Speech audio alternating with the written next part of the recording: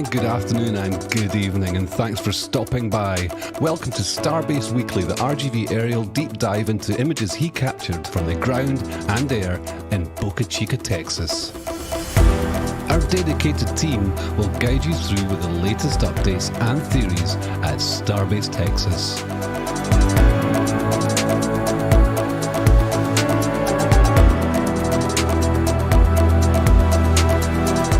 The channel, be sure to hit the subscribe button and the bell icon for future streams.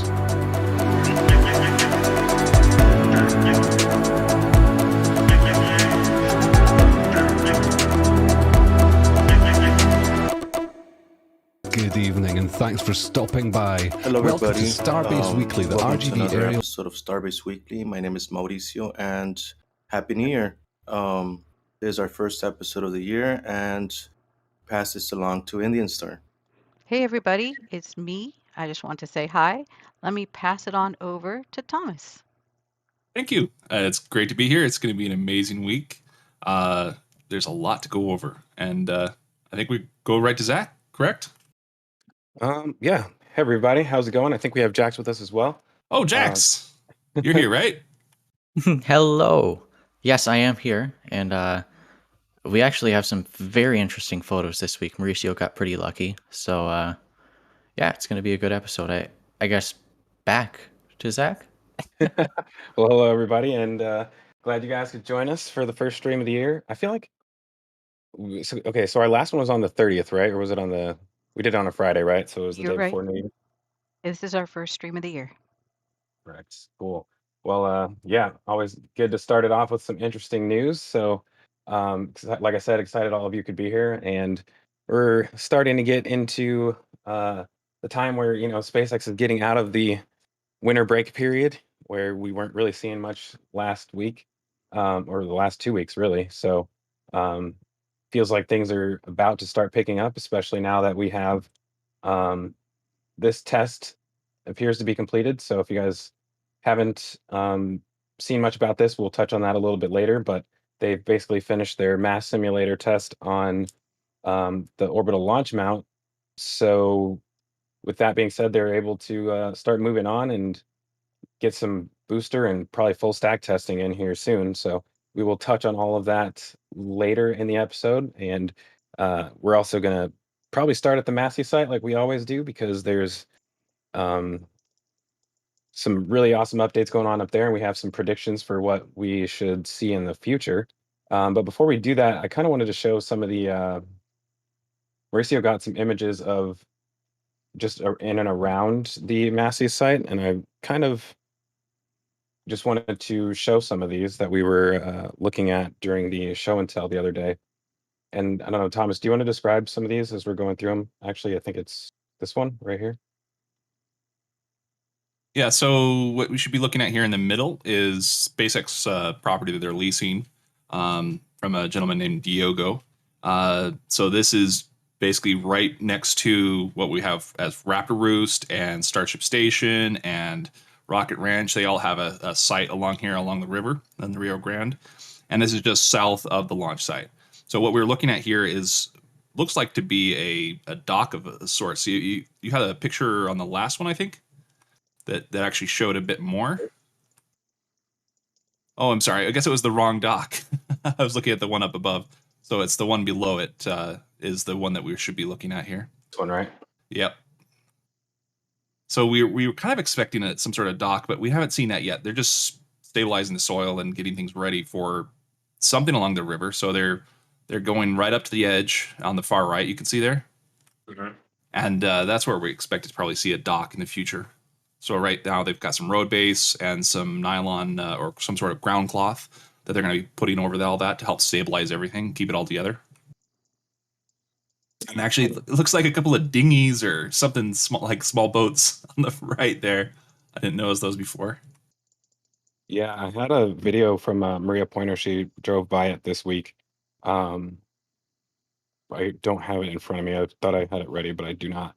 But yeah, I mean, so are they basically just like reinforcing this before they add that dock?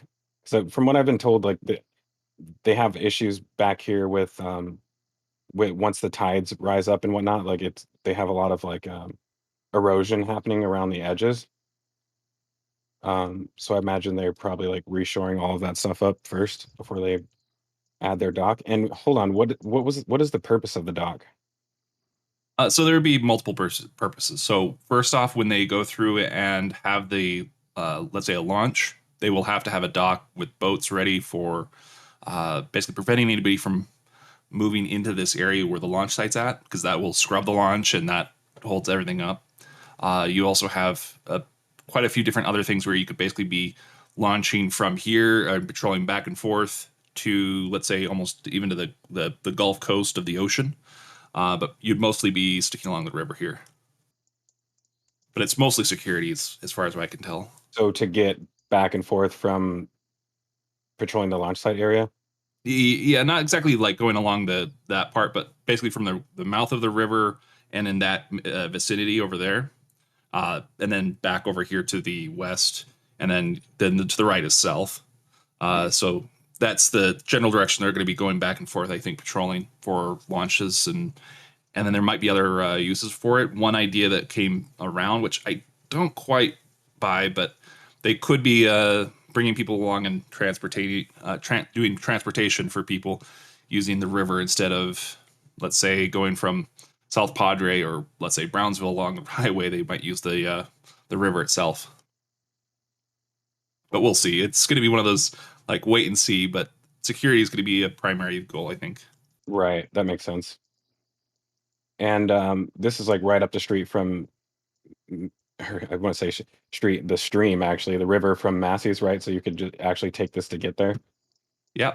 So you could go from Massey's to here. So you could technically transport some things, but you would be like talking about very small things. You wouldn't want to have a barge going up and down that river.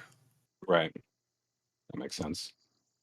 Well, moving over to Massey's, where that river runs into, we have, and this looks such a clear day when you took this. I always get blown away by how clear these images are every week. So yeah, we got some updates at Massey's, and as usual, this is becoming the most exciting development site, I would say, at Starbase, which it kind of goes. Uh, I don't think it gets as much attention lately, just because it's tucked away. Nobody can really see it unless you're up here. But yeah, what do we got going on this week, Thomas? Well, it's been crazy. So they've got that crane up there. It's the yellow crane specifically. We're expecting some really big things out of this. So we're expecting to probably see them go through and drill and do a lot of soil stabilization. So you see they have all of those, let's say, auger bits that you can link together, and they're just right there. Yeah. So they've got those ones, and then some another group up there, and you attach them all together, and you can go down about 130 feet at least. And so the cool part about it is, first off, they're going to go through and see what the soil actually is, and they will need to know, like, based off of how much resistance you have on the bit, how much it turns as you're going down. You will be able to determine how much soil stabilization you're going to need. So you might not need to go the full 130 feet down, but at least now you can start off saying, well, this is our max expected limit. You can move that around to to do the soil stabilization. But what the cool part is, if you want to bring up the next two images, and these are, I think, being posted by Mauricio now, the idea of what they would be for. So we're looking at potentially the beginnings of our test stands for Raptors. You said test stands for Raptors? Yeah. So this is a vertical test stand that they would have at McGregor, and I photoshopped it in here, and I kind of highlighted it in yellow just to make it stand out a little bit. So this would be one example of how they could go about doing it. So there's like really two ways you go about it. You could do vertical or horizontal. And this one is another vertical stand. This is the one they call the tripod. This was one that they had used from the previous company, Beal Aerospace. So Beal Aerospace built this, and then they used it for Raptors, and then Falcon 9s, and then they used it for Raptors as far as a vertical test stand. And I don't expect them to build a tripod like that. If they are going to do a vertical test stand here, I would expect something kind of in between. So it won't have to go down nearly as deep, but it will have not as much height on it. So if you extend this up a little bit, that would be about fine. But really the main idea is that they have two different varieties. So they've got this variety, and then the other one is a horizontal test stand. I don't have a Photoshop of that, but this gets the idea in that if we're going to be doing some major testing, you want to stabilize that soil. There is about, I'd say 3 feet between the top of the soil here, maybe a bit more than that. I'd have to go check my models here. But you're looking at a few feet from that position down to river level, which is pretty much the same level as the water table. The water table around here is extremely high. And so you're dealing with liquefaction. If you're starting up those Raptors, you don't want your soil to just crumble underneath your foundations and destroy everything. Right. And looking at that crane a little bit more, sorry, let me find that picture. So we were kind of trying to figure out exactly how all this works, and Dave and Thomas were able to grab some images in the background. So basically, we were having trouble trying to figure out what type of drilling rig this is, essentially, because it's a little bit unfamiliar to a lot of us. So we were able to figure out what it will look like when it's finished based on some images that we found online. So it's basically, I don't know how you would describe this. I mean, It's an auger, yeah, first just off. a giant auger. And Do you have the animation I posted? yeah, here we go. Sorry.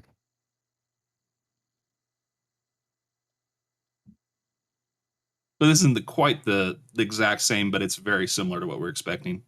So we do see they have the rebar on site. We've seen them do this before with a similar setup. But basically, you go through, you bring the auger in, you pull up soil. You basically repeatedly go in and then come back out and in and back out to pull up the soil as you're going. And then right afterwards, you put the rebar right in the hole, and then you can fill it with concrete, and that'll help stabilize the whole bit of soil here. So you're Right. going down as far as you can until you really hit that good resistance where it's not quite bedrock, but it's soil that's stable enough for your purposes. So my question, I guess, is, I mean, is that going to be necessary for anything that isn't like something that's this low to the ground? You know what I mean? Like for me, when I like see piles being driven, I automatically think this is going to be a structure that's at least 4 stories tall. You know what I mean?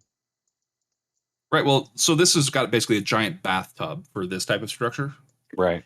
And your issue is that your bathtub will want to float out, especially if the soil is basically going to that liquefaction state. So it's shaking so hard and violently that it's just a liquid now. It's like quicksand. You just step in it, or even worse, you just kind of plop right into it.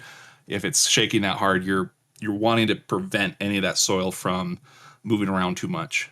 Right. And so that entire assembly being like a bathtub will want to float. So by keeping the soil back, you're helping prevent that. So there's that element and aspect of it. There's also, if you're attaching the foundation with these pylons that you're going to be doing, you now have the ability to keep some weight and resistance underneath as well that it's attached to. So it's stabilizing the back.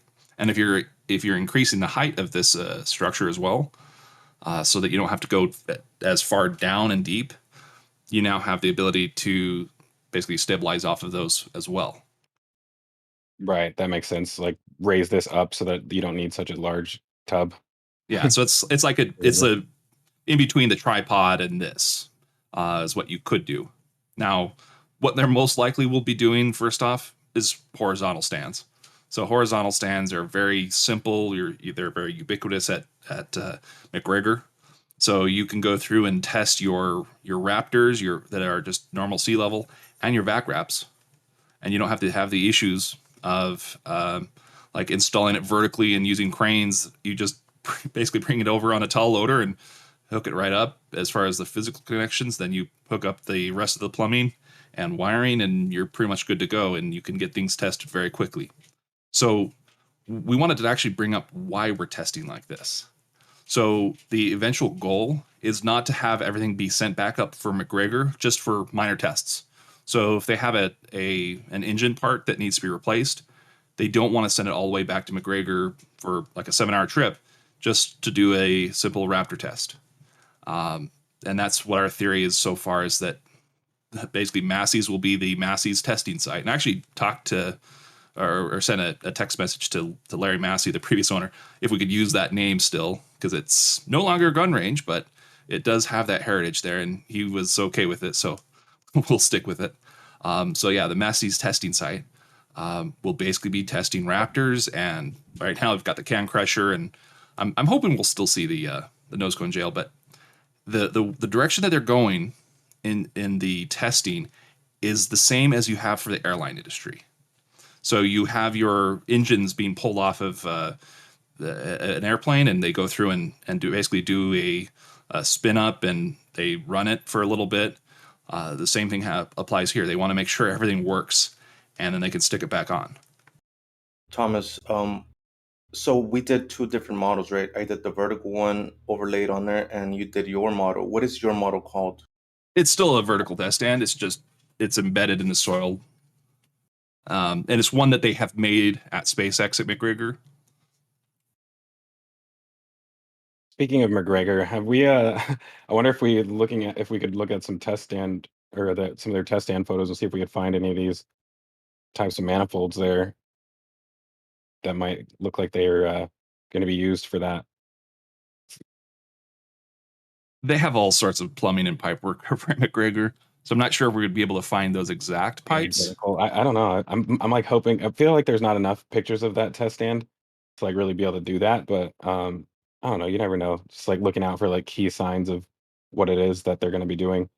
Yeah, with plumbing like that, I almost expect them to be putting them on the tanks to the left. Speaking of which, one nice piece of scale. Can you zoom in on that tank on the top leftmost, and then the bottom section of that tank? Do you see the truck? There's quite a bit of height clearance. Wait, where so on the it? left, it's underneath the tank. Oh wow, yeah. So that tells you how high up these tanks are, and yeah, there is some good elevation. Overall size, like that is a lot of fluid. I mean, this is what my thing about this is. I'm just wondering how much testing we'll see here, because I mean, I don't know. I feel like when they do test Raptor engines, so like let's say on Booster 7, last time they removed, was it 2 engines? I want to say. I think after the last static fire, they removed 2 engines. So like every time you do a static fire, you have to test maybe 2 engines because you remove them. And like this looks like something that's larger than just for maintenance alone, or like repairs, you know what I mean? Like I almost feel like portions of their like certification tests for the engines that come from McGregor could potentially happen here. But I mean, like what's the worst that could happen? If it fails here, then you just repair it here, right? Yeah, and all the pieces for Raptor are basically cross compatible with the other Raptors. So you go from, let's say, one pipe work, it should fit on another Raptor. It's not like it's been manually made to, by hand, like they, let's say, did with the F1 engines for the Saturn V. These are mass production. They're cheap. They're like the same price as Starlink's, or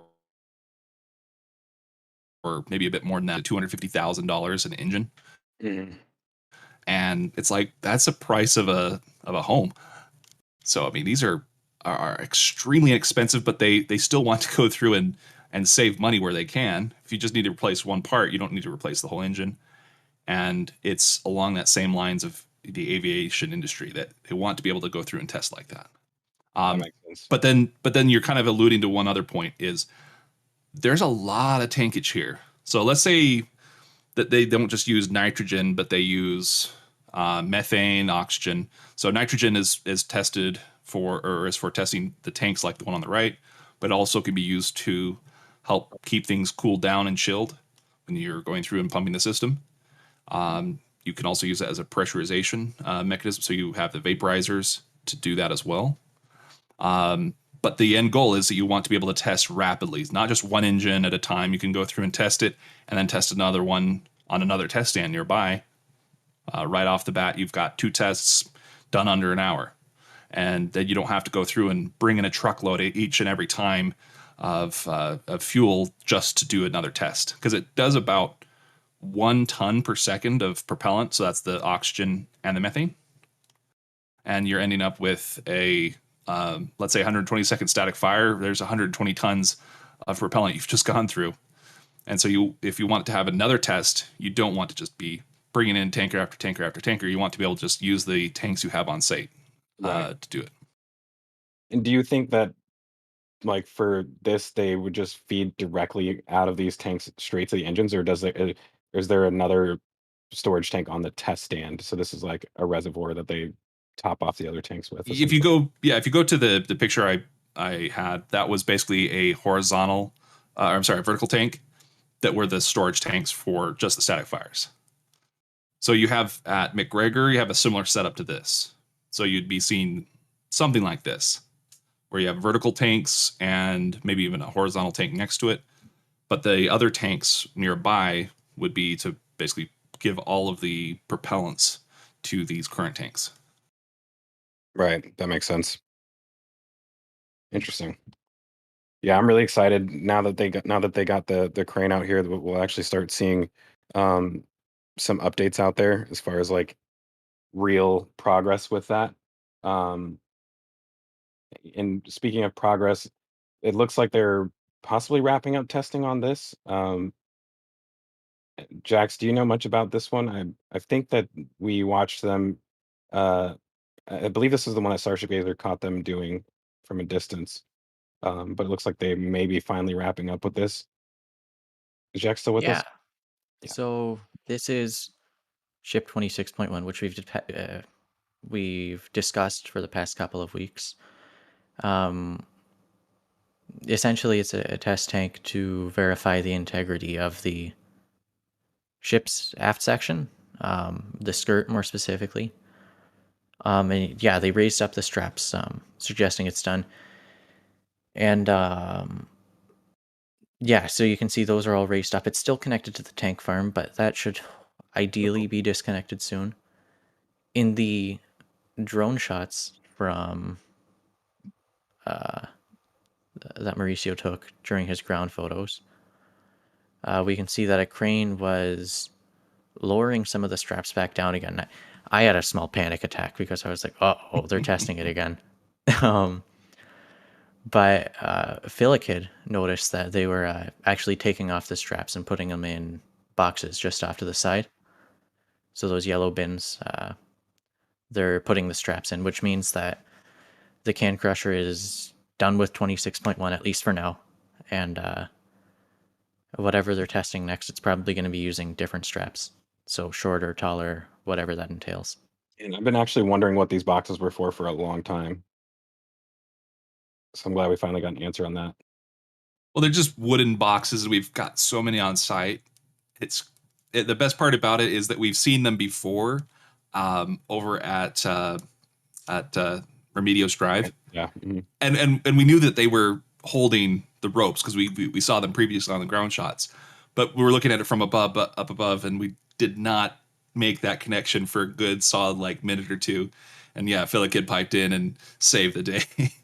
Yeah, I've been trying to figure that out for weeks, like what these were used for. And then I saw them get moved here, and I was like, okay, well, hopefully we'll find out soon. But yeah, thanks to Philakid for pointing out that. Um, anything else with it? So we're still waiting to see this this nose cone the nose cone jail be activated again. So do you think, Jax, that that's probably what we'll see next over here after that? Or is there I'd even a hope so. reason to have it to do that here? Like, I mean, they're not going to be filling it with like cryo fluid, right? So Well, the way I can see it is they moved the cage here. It could have been for storage, but they did move it. I feel like it would make sense to do it here because this is where they've been doing sort of all of the test articles.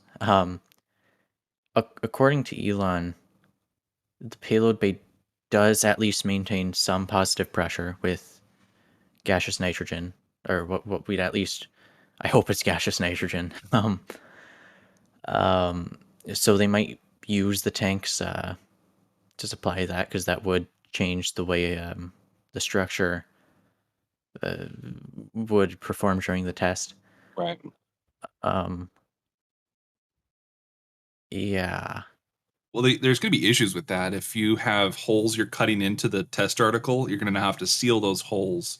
So let's say if you're doing hydraulic tests, pulling it down through the nose like they did with nose cone 12, that just kind of defeats the whole purpose. It's like you want to test like you fly in some respects. And This that's one, it's kind of the issue. Yeah. yeah. This one is a bit odd because it's like if you seal it, you're changing the structure of the thing. You're not testing it quite the same. And I guess in case you aren't aware, because I just noticed in chat, what the cage is used for is they take essentially the upper half of a starship, a nose cone, a payload bay, and a forward dome, and it's like a can crusher for that, more or less. So they stress test it for max Q loads, and yeah, we've only seen it used once before, but they've used it. Yeah, I was going to pull up some older images of it. Mauricio has some from what was that? What month was that, Jax? End of April, early May. It was tested the day before 420. they did SN15. It was on May 5th or May 4th. Sorry. Hey Zach, can you zoom into the nose cone gel just to show one of the viewers? Yeah, give me 1 second. Actually, I'm going to get them a better picture of it. Because I have a picture of it when it was actually being used, so we'll show that one instead. I think this is what I'm looking for right here. 1 second, make sure I'm pulling up the right window. I have so many screens that I have to make sure that I'm showing the right one before I switch over. Right. So this right here is the nose cone jail while it was being used. This is from May 7th of 2021, and I think I got an even better picture of it in here.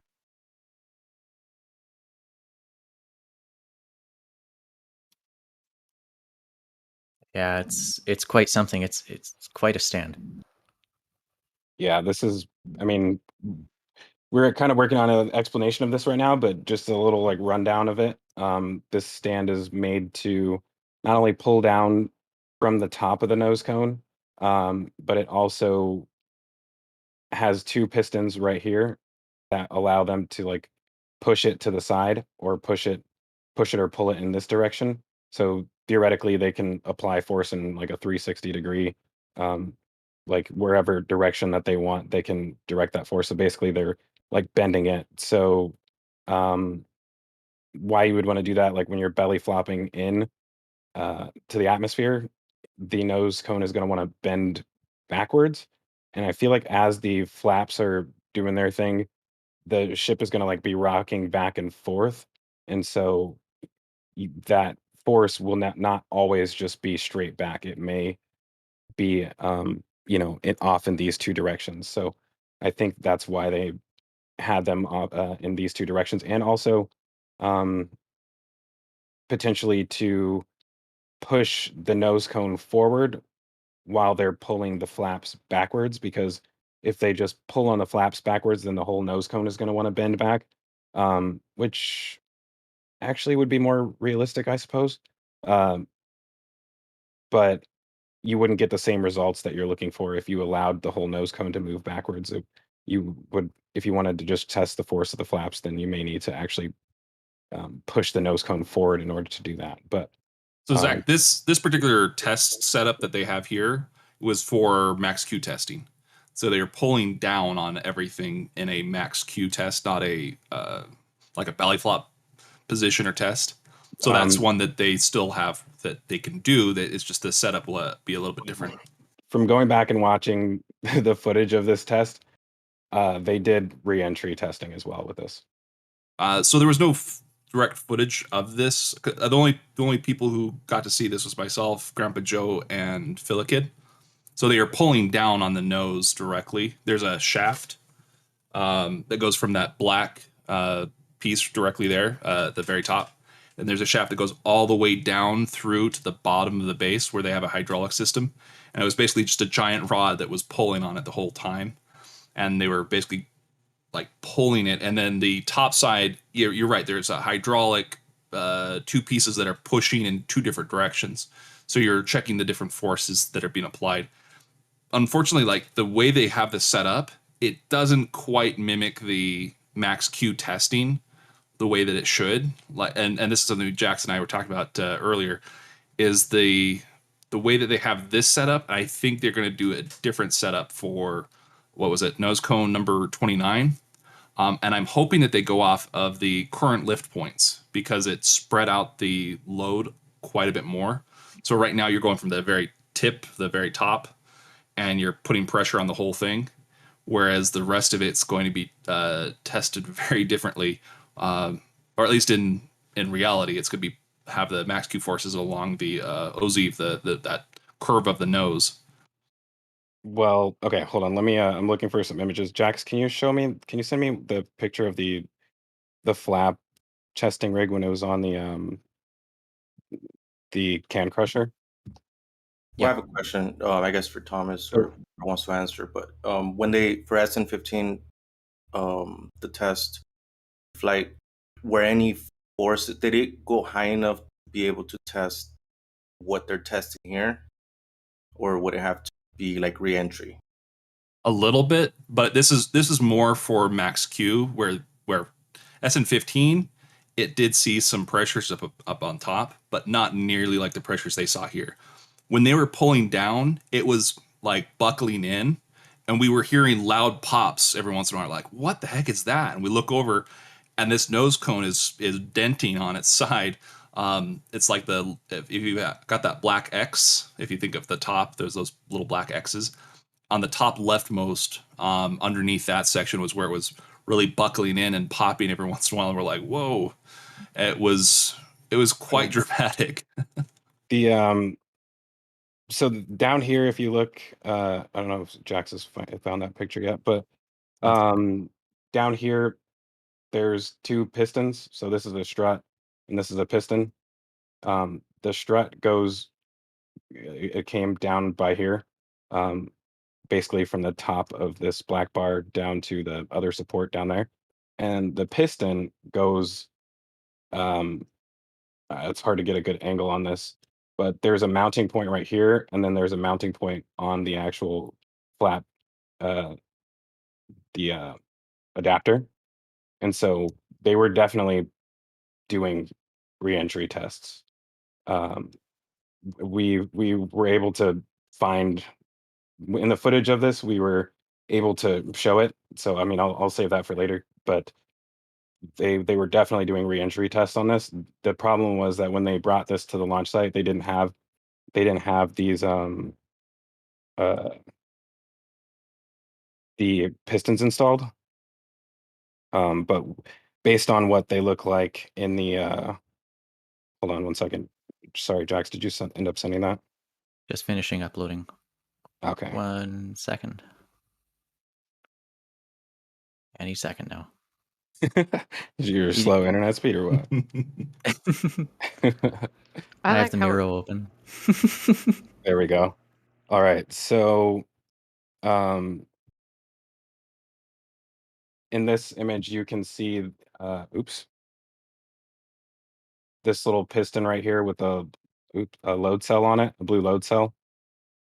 So this gets attached onto the flap adapter, like on the side right there. This is actually a completely new adapter that they made because I believe they obviously would change the designs of the flaps. But when we look back at that other image, oops, wrong button again. When we look back at this other image, you can see the blue load cells right there on the bottom. So these are the same pieces that they used on the other test cell as well. And they had hydraulic lines set up here for those. to actually pull the flaps backwards. So it was a pretty complicated test. I feel like they did more. They almost, I feel like they almost did more reentry testing than they did max Q testing, which was interesting. But I'm gonna have to wait until I can show all the footage for that because I don't really have that kind of prepared right now. But I don't know if we had any more, if we wanted to add on this at all. One other thing, I do have a picture I could share here. I took this the day they were testing it. I'm not sure if it shows the crinkle or the dent or not, but it's in the. There you go. Oh, that was fast.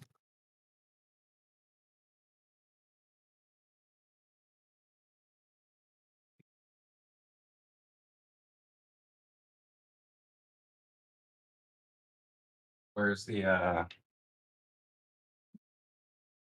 So where the dent would be up the tip of the nose cone, where it was forming. So it's in that region just above your mouse, and maybe actually to the left. So I'm where the X is at. I've got it off by a bit. Anymore.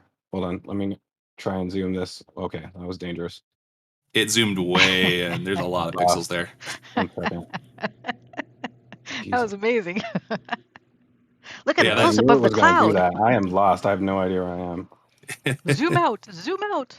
I don't want to because it won't. It's either zoomed all the way out or zoomed in. There we go. So So you've got your hydraulic tank at the top, and yeah, you could see. Okay, so it's It actually dents. closer to the platform where it's denting here. Yeah. But yeah, And it was even- like bam, bam. We're like, what the heck was that? Are these actual photos from your visit that you saw? Yeah, yeah. Okay. Thomas, do you have video footage from this? I'm looking through trying to find my video of it, and it would take a little while to upload. Show it today. We'll be but here can until definitely next week. use it later. Yeah. We would appreciate if you could send it to Jax so that we can take a look at it for sure. Jax at hotmail.com. Just kidding. Well, I guess we can maybe close out what's happening at Massey's and then move over to the Sanchez site. I don't know if we had any other questions from here. Lots of questions, actually, and we have lots Okay, of let's do 'em. donations. Right. We'll start off with donations. John Dopker was kind enough to donate $10 and says, "You bet." Then we have a donation from, oh boy, IB Any Guy? They donated 20 Canadian dollars and says, "All aboard." Jim Cavett comes in with $10 and says, "Happy train." I was about to say happy train. Then we have Pete 2.0 with a $5 donation and says, "Thanks RGV Aerial Photography and team for all you do." We also have a donation from Spacecraftier, sorry. I believe it's €2.49. It's not much, but they're just trying to help, and we appreciate you. We appreciate you greatly. Any bit helps and goes for fuel, so thank you. And then we also want to welcome our newest RGV member, and that would be Johnny Rasta, our very own Johnny Rasta, RGV Early Access member. Now, some questions for you. There's a question about, so Thomas was talking about the stands for the Raptors. Senti's asking, do we have any confirmation or evidence that they will test Raptors here? He says he sees the second set of tanks, but still can't find a reason to fire engines here. So the reason you would fire engines here is to test engines like you would at McGregor, except for a quick change. You don't want to send everything back to McGregor every time there's an issue with a Raptor. So it's a 7-hour trip. You have to go through and load everything up, and now you have a Raptor out of commission for that duration, where now you can just go through, change out a part, test it, and decide that it's good enough to go ahead and throw it back on the ship. Nice. Craneman wants to know, is that a compressor on the back of the crane? That's gonna be a counterweight, I think. No, actually, that's not a counterweight. What? On the back of this crane? I believe so. It looks like it's got a vent. Looks like a compressor. Hold on, let's It could actually be its engine, but it looks gotta be a like better angle of it. 1 second. yeah, on the from the backside there. Well, should this be the hydraulic power unit for the drill? Let's see, how are they running that? I mean, so right here we see this is for hydraulics, right? You should see two lines for hydraulics, one going in and one going out. There might be one closer to the bottom. Right here. Yeah. Yeah. I think that's what this is. I mean, it probably has a reservoir in there and the whole HPU accumulator and all that stuff. And a compressor, most likely, because you need a pump. So yeah, I think that's what that is. Because all your counterweights are right here, right? Yeah. And you could change out the counterweight system with something else, but that is interesting that it's right on the back there. So that should be the HPU for their hydraulics. Good catch, Crane Man. I think he deserved earned his name today. Thanks for pointing that out for us. Any other questions from Massey's? Well, there Yes. is a. Oh, sorry. No, Go go ahead. ahead. You first. Well, there's another big element. You were kind of hovering it over at the top right corner. Those pipes. Oh yeah, yeah. If it goes the direction we kind of suspect it will, that's a big deal. So there's these pipes that are probably about 4 or 5 foot in diameter, but they're only about like 22 to 20 degrees each, and then you've got two T's. The question is whether they're going to use these as part of, let's say, a water deluge system. Like that's a lot of pipe for a lot of volume. So there's a theory that goes along with another theory you have here is these pipes could go around the OLM eventually, but you'd have to have like, what was it? At least 8 more. What was that? This is a T? Yeah, that's a T, and then the one next to it is a T. And the ground shots from the drone flight, those show the side profile view. This had Yep. we were like asking Mauricio desperately to get a shot of these because we were trying to figure out how bent these were. Were they 60s or something like that? But that's value for sure. But that's a lot of volume to go through. We're running with that, Thomas. That's got to be. It's. I mean, the question is whether or not. I was going to say that the theory that you had that they're retrofitting a lot of what they do at Starbase. Basically, they're taking the example of what they've done at 39A, the lessons learned from Starbase, and they're applying them here again. So it's full loop. So I'm thinking over OTF1 or maybe further off. They may go through and put in a ring just for their water deluge system like they did at 39A. Okay, hold on. So this would possibly explain. We'll see if Zach, before you leave this picture, right by those two containers are 3 4-foot diameter butterfly valves. Down, right there. See the wood? Yep. 3 brand new valves that match those pipes. I'm getting goosebumps. FAA is like, wait, they're doing what? Yeah, we're gonna get to that, but okay. What were you gonna say, Thomas? So yeah, the butterfly valves do go with the rest of the pipes here. They're about the same diameter.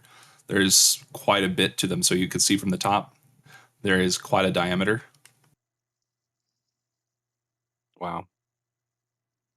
I don't even remember seeing these on the other deluge ring, but I mean, there's possibility that it was installed after it was lifted in place. But so that was a 6-sided shape, right? Yeah, it was 6-sided, and this is more going to be like 12-sided if they use something like this. And they'd have to get more pieces. You can actually reduce the number of corners if you don't go around a full circle. Right. That makes sense. You don't think that will go? I mean, the difficult part in going around a full circle is around the launch mount is where all of the underground pipes are. So they're like more. They planned around that for the first launch mount, but I don't think they really did that for this one. So I imagine they'd have to dig deeper probably, and they'd have to do it piecemeal. Yeah. Wow, that would be an incredible task. I hope it happens after OTF 2. Or they could go with the other idea. They put it up really high, which that would suck. I would love that. Like a waterfall? Like a waterfall. Man, I would love that. But you'd have to have Um, some massive pumps. And one theory to go along with that is that they have a large pond that will be next to there. And if it's basically got water already, a large amount of water, you could use that and cycle through that water as you're doing your water deluge testing. But that means that the pond will always have to be filled up, and either they'd have to maintain that, or they just have to make sure all their water drains off to that pond. So here's a question. Is there any possibility this may just be used for water deluge here? Could be.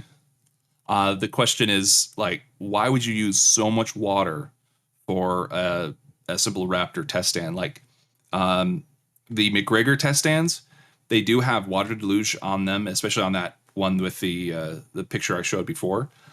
But it's nowhere near in volume compared to what this would be providing. Right.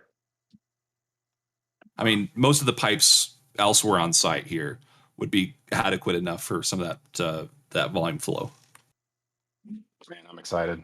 I mean, this looks so. One thing I'm thinking about is at Starbase they may limit them with how much water they can use, which would make sense as far as like they don't want over a certain amount of like steam being produced. So like I imagine they could come to some agreement like, all right, you guys can use this here, but if you can't do it anywhere near as large as the one that you're about to have at Starbase 2. So I mean, this looks like it's a little bit smaller. It's very tough to determine that, but oh hey, look. I guess they're not going to finish upgrading the chopsticks yet. I think those are the old ones. Like they got some new ones in and they replaced them with those. Off of the rails? Uh-huh. Oh. But look at that one on the left, it's all extended out. Yeah. Interesting. Yeah, we're gonna have to keep our eyes on this. I'm excited that these are here. Hopefully by the time there's another flyover, we'll see even more of these over here, and that'll we're gonna start rumors, I guess. At least I am.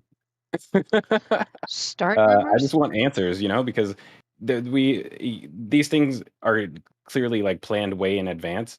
And what I was going to say is that on past episodes or a few weeks ago, I mentioned that they have.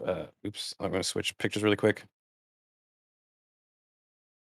At the tank farm, they've been laying down these pipe racks, and it's basically the same size pipe rack as this, the one for the locks side. And so I don't know. I mean, if they were gonna do water deluge here, they can't do it with these pipes because these are already used for something. So I imagine, well, for one, they may want to, if this is fixed, they could swap this back and use this for what it was originally intended for, and then they could switch these tanks over to use for the water deluge, and then they would have a much larger pipe for that. Because right now, the pipe that comes out of these tanks is the same size as this one, so they're like joining together in a same size pipe instead of like having it combine into a larger pipe, right? So like I would imagine if they're actually doing water deluge, they would need a much larger pipe for that. So that'll be really awesome to see whether or not this is what they actually use that for, because Jax did make a good point that once they put water in this, it's highly unlikely that they would ever use it again for something else. But I mean, I still think it's possible to clean it out. It would be a major job to do so, but I think a change is definitely coming here no matter what, and that could line up with what we're seeing over at the at Massey's as far as preparing the materials and whatnot. But dang, I can't even imagine how you would add that in here. Well, one way to look at it's another weird perspective, is a good idea at SpaceX never dies. So, like, you look at it across the entire industry, with Falcon X became the BFR, or I'm sorry, it was the ITS, then it became the BFR. It's a good idea. It keeps changing and morphing over time. The same thing happened originally with SpaceX here at Boca. They had these massive pipes. They were 90-degree elbows that were sitting at Sanchez for a long, long time. And we always figured, and they actually were sitting right in this area over here. Yep. For ages. And we always figured it was going to be a water deluge system. And it's like, whoa, they kind of did the same thing over at Florida with these large pipes that were very similar. It's like, I think this is an idea that they had here that they decided to omit. And now they're coming back to it going, okay, actually, that was a good idea. Let's go ahead and do that. And they're going to do it again here. Yeah, I'm really excited if they actually do that. And I kind of wanted to show some of those pipes really quick because I may be able to quickly get an image for it. Here we go. Yeah, anytime in the last 3 years. So yeah, they had these giant green. Oh, no, I'm talking the ones that were at Sanchez at the same time. Oh, big ones? Even bigger? Yeah, they're way bigger. They were elbows, so that's what we'd be looking for. Oh, yeah, the elbows. Are those the same ones? These are not the same ones as the ones we currently have, but the diameters got rid are of similar. the ones at Sanchez. They don't have them here. This is recent, so you'd have to go back in time to find them. Okay. Because I haven't seen those in quite a while. Yeah, I don't know when they actually left, but we don't have them anymore. Might be tough to find. It's okay. It might take me too long to get to those. Yeah, instead of doing that, I guess we may as well move on to Sanchez. Yeah, we're already here. Yeah, we are here. Do you want to do some more donations and questions real fast? Yeah, sure. Okay, so donation-wise, we want to thank Crane Man actually for donating $20. I believe it was 20, just one second. Yep, $30, excuse me. He donated $30 and says, for the next 2023 flight, go Team RGV. All best wishes for 2023. Best regards, Crane Man. He actually sent that in last week, but I overlooked it accidentally. We also have a super sticker for 10 pounds. And that came from Terrio Hibbs. Terrio Hibbs. Boy, I'm having fun today. And then we have a donation from Rocket Profit who says choo choo with his $10 donation. We also have Jean Michael who donated 20 Canadian dollars and says Happy New Year to the team. Godspeed, Mauricio. Thanks for the awesome photos. I missed the beginning. Have you guys already talked about potential new heavy boostering? Not yet. We haven't yet. And then we have Jim Cavett coming in with $2 and he says all aboard. Jacqueline, our very own Jacqueline, comes in with 11 euros and she says she's hopping on the train as well. And then we have, did I say John Dopker already? John Dopker came in with another $10. He says, get me a ticket on this rocket train. Here we go, rocket train. We have a rocket profit, now we have a rocket train. We have 55 Chevy Guy Steve coming in with $9.99 and he says, keep his train a-chugging. So Mauricio, we're on your train and we're chugging along. And then again, John Dopker was very generous, donated another $2 and says, is it a deluge or a deluge? The spelling is different. And then James Wilson became a new member. Just recently became an RGV flight supporter. Welcome, James Wilson.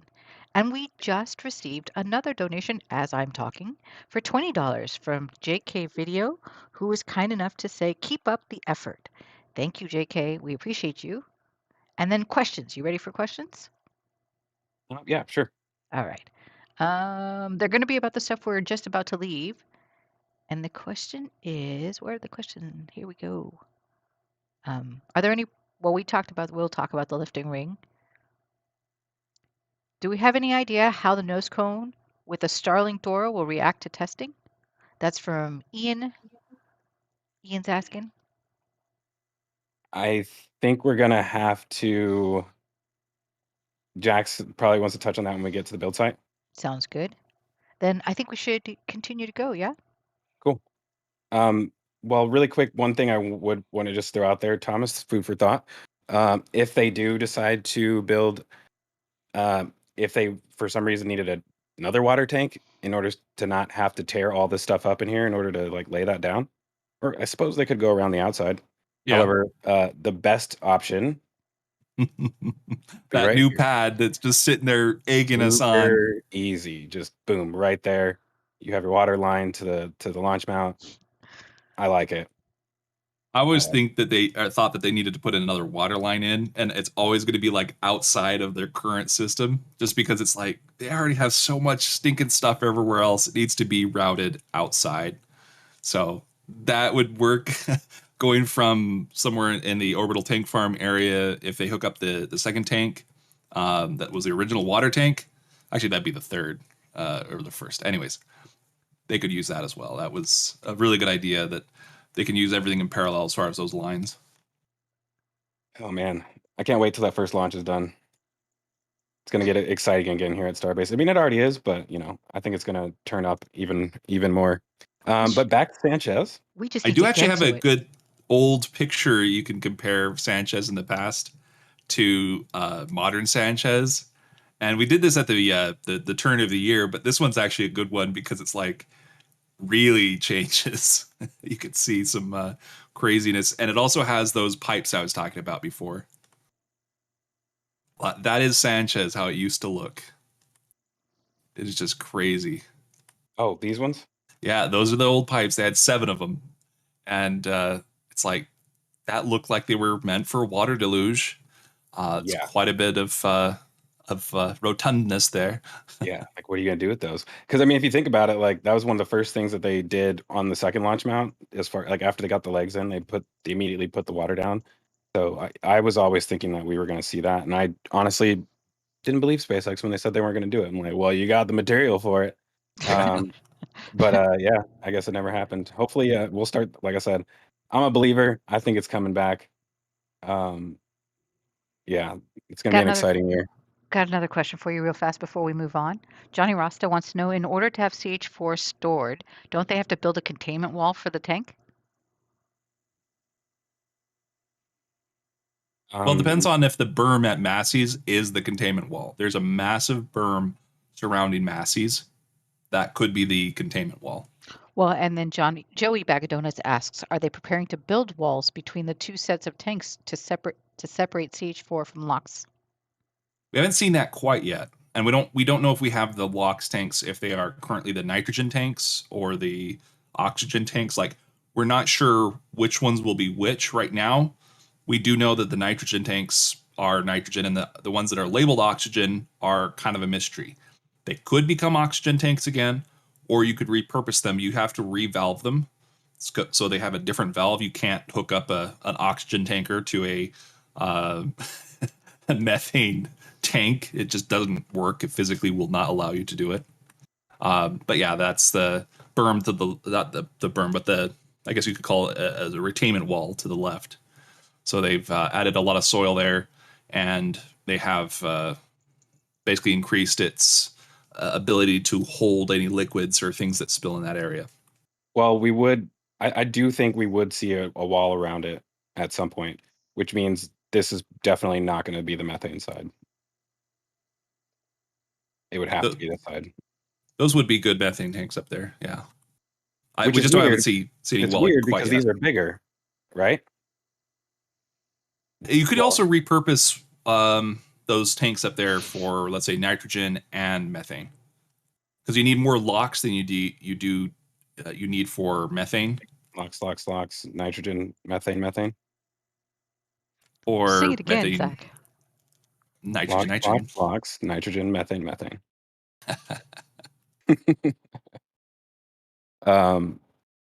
Cool. Well, hopefully that answers that question. I guess continuing back on at Sanchez, we have a few more updates. It looks like the entrance or the docking, what do you want to call this? Docking ramp? Yeah, the docking ramp. Is it a docking ramp or a loading ramp? It's a loading dock. Loading dock. Yeah, there we go. Is nearing completion, or I guess it is complete. We have some ground images of that as well too.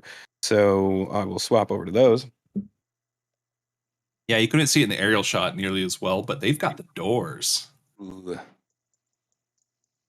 those the nicest doors in all of Starbase? the nicest.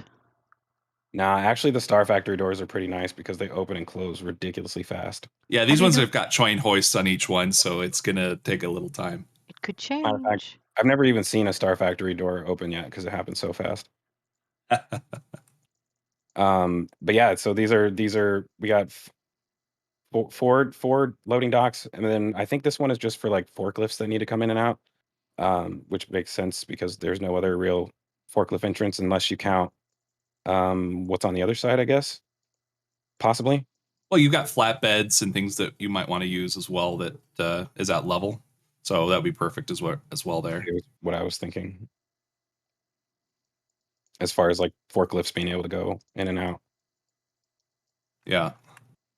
Like you sometimes will have something that's side loaded and you want to get at it from the side instead of the back. Dang, tough day to be a bucket, huh? Just a tough day. It's been really windy out there. Um, Somebody had a bad day. I thought this said stop bucket carbon at first. I'm like, oh, they're doing it. Just kidding. Anyways, so moving on, we have, I guess, more aerial shots of this. Kind of just moving around it. We haven't really seen much change here. We know that they're outfitting the inside now. But oh yeah, wait, sorry, we did have some ground images showing that, right? I think we were able to potentially see inside of it from one angle. We Or am still I haven't crazy? figured out. We still haven't figured out what exactly they're going to use this tent for. But It's they're working an inventory tent. both That's for the inventory for all of Starship, I think. I'm not expecting Raptors or anything. Yeah, you can see. Are there racks back here already? Yeah, you can see the pieces of the racks, and then on the right side you can see the racks themselves. It's up there. They're being assembled.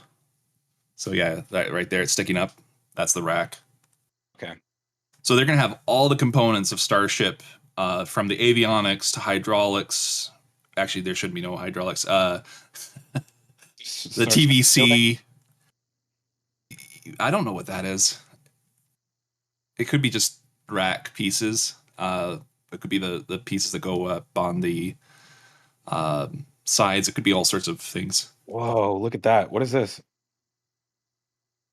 So that's a ramp. It goes up and down to meet the end of the truck. So you want your that is an extreme case. Like they're going as high as they can right there. But your forklift, you want it to be able to drive into the back of a semi's trailer to be able to pick up stuff and bring it out. Yeah. And it goes in, it backs out, but it's a ramp that's hydraulic that moves up and down. Grandpa Joe was talking about those the other day. They always fail. There's never any good ones. They're always terrible. So there, it looks like they're installing that one right now. That's the first one. Yeah. they've installed. Yeah, we were expecting to see those, so that's good to see the first one. They should all get one as well. And they hadn't been installed yet in the aerials, I don't think. It could be. Would you not see it because it's behind this door? It, right? it goes level with things. So the one on the right may be installed, which is weird. The way that it's got the concrete right there, it should be a bit further. But yeah, the ones on the left are definitely not installed. The one right there could be. Is this It the should ramp be. right here? Actually. Yeah. Yeah. Okay. So this is the ramp. This lifts up. These two aren't installed yet. Yeah. So there's a big, nice open area underneath the door on the left when it's closed. So, and yeah, you've got your ramp on the right that just allows a forklift to go in and out to be able to pick up stuff directly. They just need a parking lot. All right. Well, continuing on from there, we still have not seen any movement with these. I forget what they're called, Thomas. Those are cooling towers. They're Yeah, not cooling towers, towers. but they're cooling towers. That's what they are. Yeah. We haven't seen anything with these yet, so we'll still be waiting on that to start. But we do have noticed that there's some changes going on with the nose cone jail that we showed you guys earlier. So this is the base of that nose cone jail. We've talked about how they've been adding the framing along the bottom, which is interesting because of the fact that this is already a pretty beefy like structure as it is. So it seems like they're preparing to do a different kind of test than what they did last time. And when we look at the ground images, you can see that they've actually on the side of it. So these right here are where the poles mount to for the For the nose cage. cone jail. Yeah. And on the side of here, they've been adding these. These are actually bearings in there, huh? Swivel. What do you call these? Yeah, those would be swivel bearings. Yeah, swivel bearings. So Or eyelets. yeah, so they'll probably be attaching pistons on the sides of these or on top of these. So that is 1, 2. Actually, I don't think we saw them on top. Let me see if I can get a side image of these. Yeah, there we go. All right. Yeah, we haven't seen them. Oh, they are on these parts as well too. So Yeah. that means there's 12 of them. So they'll be using 12 cylinders possibly to pull down on the nose cone. It would be from the outside. So if From the they outside. connect to the lift points that they have currently, that might work. Or they might have a whole different setup and apparatus. Yeah, I'm like Yeah. almost imagining like a band or like like a compression band almost like that would touch the edges of the ship, and actually pull it like instead of just pulling from the top, it would actually like pull it inwards a little bit. You know what I mean? From the sides, like hug it. I don't know. Were you about to say something, Jax? Oh, it's just I'd love if they could like really properly test out this nose cone, because the reality is no matter what your payload door looks like or is, it's always going to be a weak point. So properly test it. I really hope that we see something cool, and I hope that it's just cool looking, because cool things are cool. Jackson, what does properly tested entail? Do you know? Well, I mean, not to say they weren't already doing that. It's just I always think it's nice when you simulate launch or whatever you're testing as accurately as possible, because then you know what your design can actually withstand.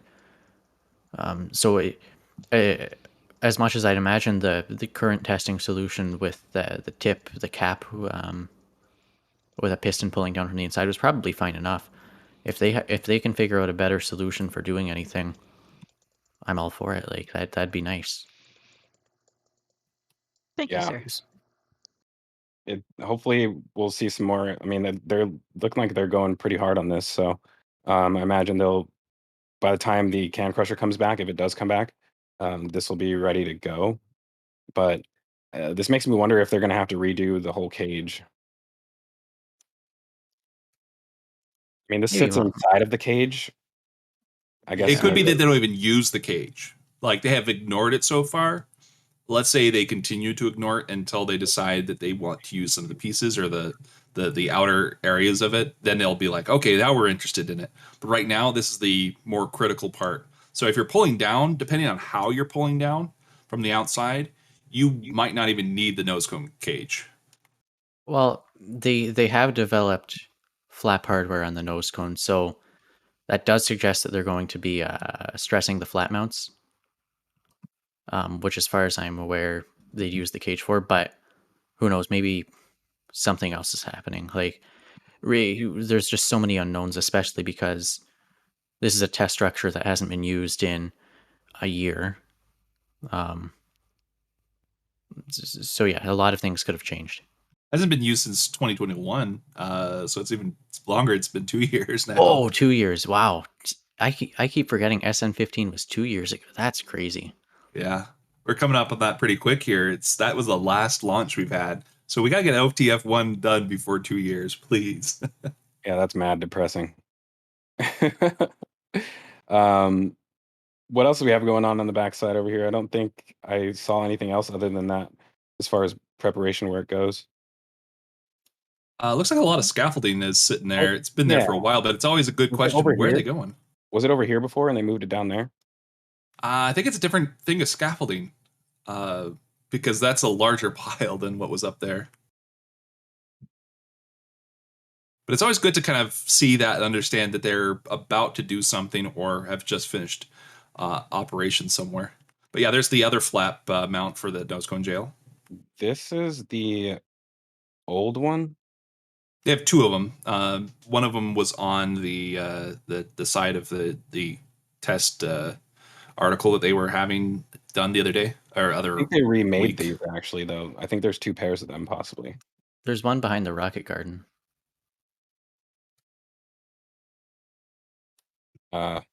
If you just zoom in, just dead center. Yeah. Yeah, it's behind 20. What? Oh, there it Yeah. is. Yeah, see this one, you see how it's even on both sides? And then the new one's not. Yeah, Oh, that's I very different. Yeah, so I they wonder if they just remade them. chopped off an end. That is possible that they could have just chopped it off, but it when I was looking at it close up, it seemed like it was completely different. But I've never seen this. I can't find the other pair, so I don't know. I don't know what's going on there. It is possible that they just chopped the other one, but yeah, that would be a little bit weird. Yeah, I guess continuing on, there's not really much else happening over here at Sanchez. So we may as well move over to the ring yard. Whoa, the build site. It's actually a pretty boring place. Mauricio got a lot of good photos this week. From the air and the ground. The ground, he got lucky. A lot of the doors were open into the tents and factory. Do you want to start with ground images? Let's just do a quick overview.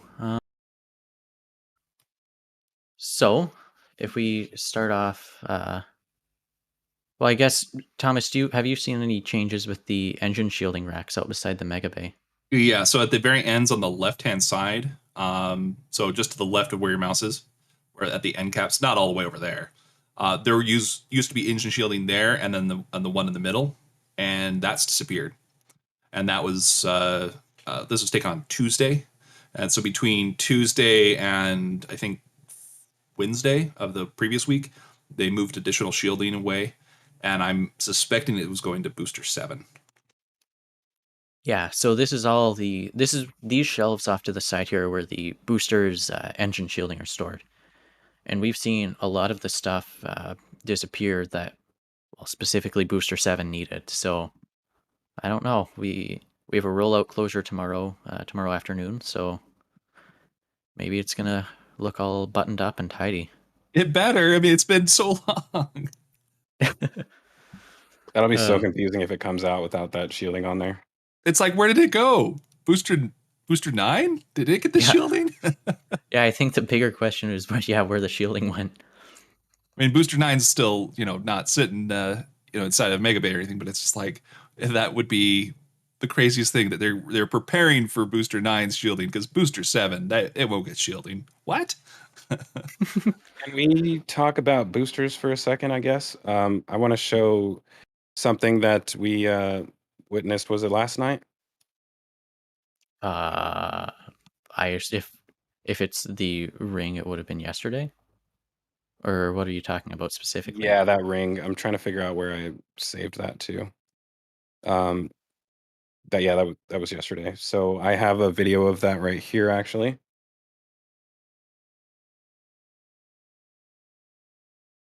So I'll let Jax describe this because I don't really know. Yeah, well, it's strange because this is it's different. There's no question that this is different. This is not on any ship booster vehicle that exists. It looks like a test ring, like the top plate. Yeah, is there a plate on there? Well, I noticed that it kind of looks like it's the same thickness of steel, but you notice on the left how it overhangs a lot? Yeah. It's kind of different. It doesn't necessarily match what we've seen before. Plus all the extra tidbits up at the top. Yeah, but either way, this ring is the it's 1.37 meters tall compared to 1.83. So it's a little bit shorter. This kind of ring is only used on the booster's aft section. What and other? just based, Sorry. sorry, No, my fault. Please carry on. based off some weld matching, it seems to match up with the bottom ring. However, that could be a complete coincidence. Like, there's definitely no certainty to that. And so there are these 20 pipes that enter through the upper portion of the ring. I don't know if we can, if you Go back scroll a a little little. bit forward, there's a zoom on it. Oh, hold on one second. And these pipes go through the ring, which 20 holes in the bottom of your ring is a lot. Like, the issue with it being the bottom of a booster is that this doesn't account for the chines. So either this would go, Pipes are angled too.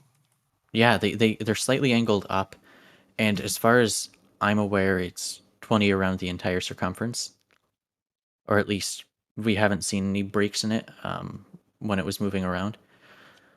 So this doesn't necessarily account for the chines and its external piping. I don't know. It's very weird because this isn't what I'd expect to see on a normal vehicle. And you notice at the bottom, it doesn't have like the clamps for 20. It doesn't have the 20 clamps or Right. anything like that. But it So would it be wouldn't be. above that, right? Well, this in theory would be the ring with it. In theory. So let me pull up this image that I showed this morning. I know you had your representation of where it came from. But I thought this one was pretty interesting. That kind of Yes. showed like where it goes, where it would go, I guess. Where it Um, could go.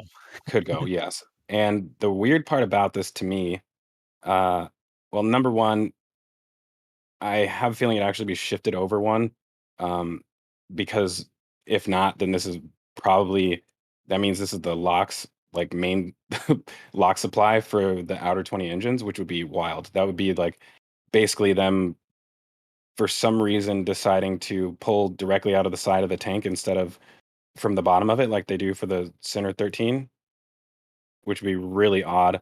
Um, I mean, even either way, whether it's LOX or methane, I feel like the size of these, just looking at it to what you see, like with the engines, and obviously this isn't like probably perfectly a scale. And I should mention, this is from Sushi Fox Studio. So yeah, thanks for making this actually, so we could show it today. But I don't know. To me, this looks like there's only two options. It's methane or oxygen main supply to the engines at outer 20. So It what would are be the in circular things? I'm sorry to interrupt. What The little circular things? the little circular like porthole looking things that go around on the brown part of the ring? The in the center? Yeah, that. Well, that's what I'm saying. These are about the same size as the LOX supply to the engine, so that's what it looks like. That it would be the main. Uh, let me look at.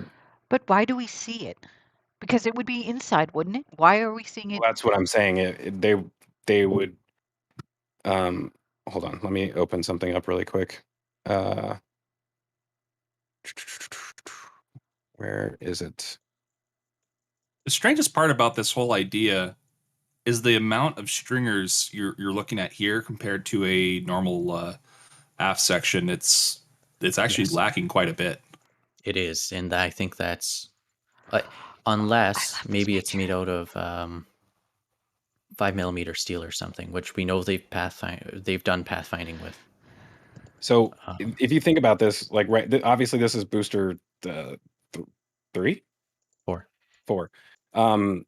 And I think these were was this LOX or methane? I think this was the LOX or the methane supply right here, possibly. Yeah.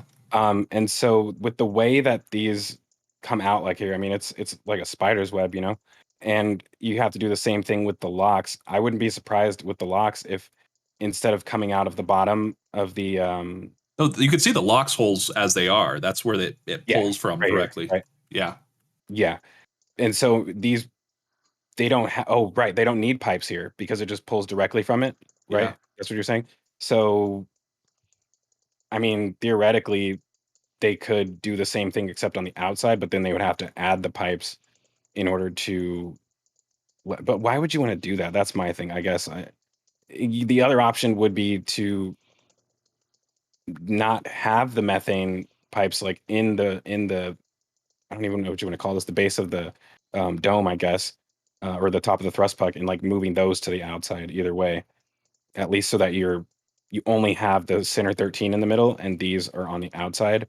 Like I don't know how they would do that, but it kind of, I mean, those holes look identical to these ones. So yeah, it's going to be very interesting to see what they end up doing there. Well, just for reference, I'm going to send over.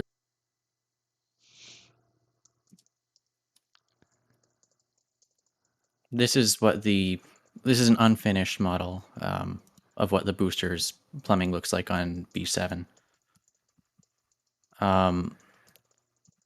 And you can see how it follows a similar design where the methane pipes kind of sprawl out from the center. I just don't know why you'd move parts to the exterior. It's very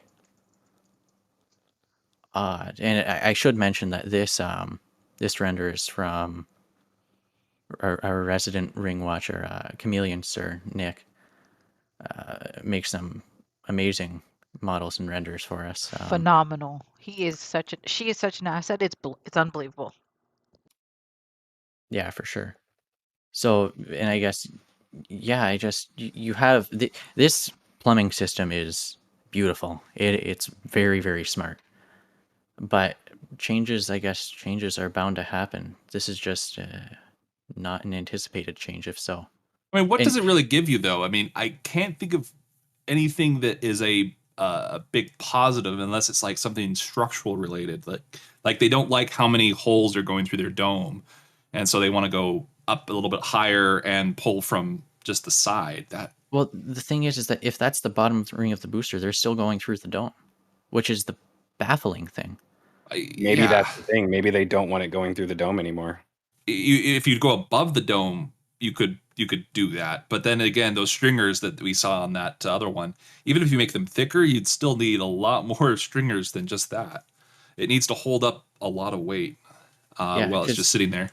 It's strange that these pipes enter below the dome, that unpressurized portion. So I just don't understand what the benefit of putting 20 holes in the side of your booster is. So taking a step back, what if it's not exactly for the booster, but something related to the booster as far as testing purposes? Can we go back to that video? Yeah, and I think that's a good point. As much as it does match the booster, and the initial assumption was that this looked like a booster part. It's possible that this could be anything. They pathfind with anything. So who knows what this is for certain. Okay, so the top ring says this does not go on a ship or an article that's being tested that will be filled with cryo or anything like that, because it's just this steel ring. They never use steel rings like that. They always use it for testing purposes because it's cheap, it's easy. You don't use stainless steel for that part. It's strong, it's thick. The bottom piece might have some more to do with it. They could add more rings to it, make it taller. I mean, for all we know, this could be their new water tank, and that's how they fill it. But no. Well, okay, that would not make any sense. If it was for testing, then they could theoretically put this on top of the can crusher, like just weld it on top of the aft dome, I guess, and then crush it to see how well this holds up when it has this many penetrations on the side of it. Maybe, but it's just very weird. Like we've got steel plates that act as some sort of weld doubler. And in addition to that, you have the vertical pieces, which would be the stringers. And so, yeah, it's got a lot of vertical strength that it's supposed to give. So can crusher would be a good direction to look, but there's no bottom ring. That's where you brought up the like the aft dome. You'd have to stick it on something like that. There are a couple of questions, like speculated comments that came in just now. One by Philakid. Is it 9 meters in diameter? If smaller, could it be a manifold inside the ship at the bottom of the LOX tank? Reline it up to the nose cone.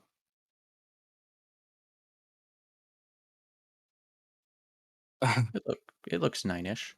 Yeah, I mean there's little parallax in front of it, but Yeah, I mean, it almost looks a little bit bigger, but it's probably about the same. Wow. I feel like either way, it's about to be like a major change coming to the future boosters. Even if it's just a test for now, which is probably highly likely. Um, you know what's also interesting? You see these tabs up here? I wonder what those are about. It looks like they're alignment tabs. And one weird, crazy thought that kind of goes through my mind is like, this is definitely booster related, but what if it doesn't go on the booster, but like under the booster, and it's part of the whole system there? But it would have to be wider than 9 meters. It would have to be like 10 meters in diameter, and would have to go with like the. Oh, look, this isn't welded on. It's somehow clamped on, or not somehow clamped on, but it's clamped on. Well, there's a clamp there for when they were putting it together, and there's bolts as well. That this is just like a testing jig, so this will probably go on the can crusher.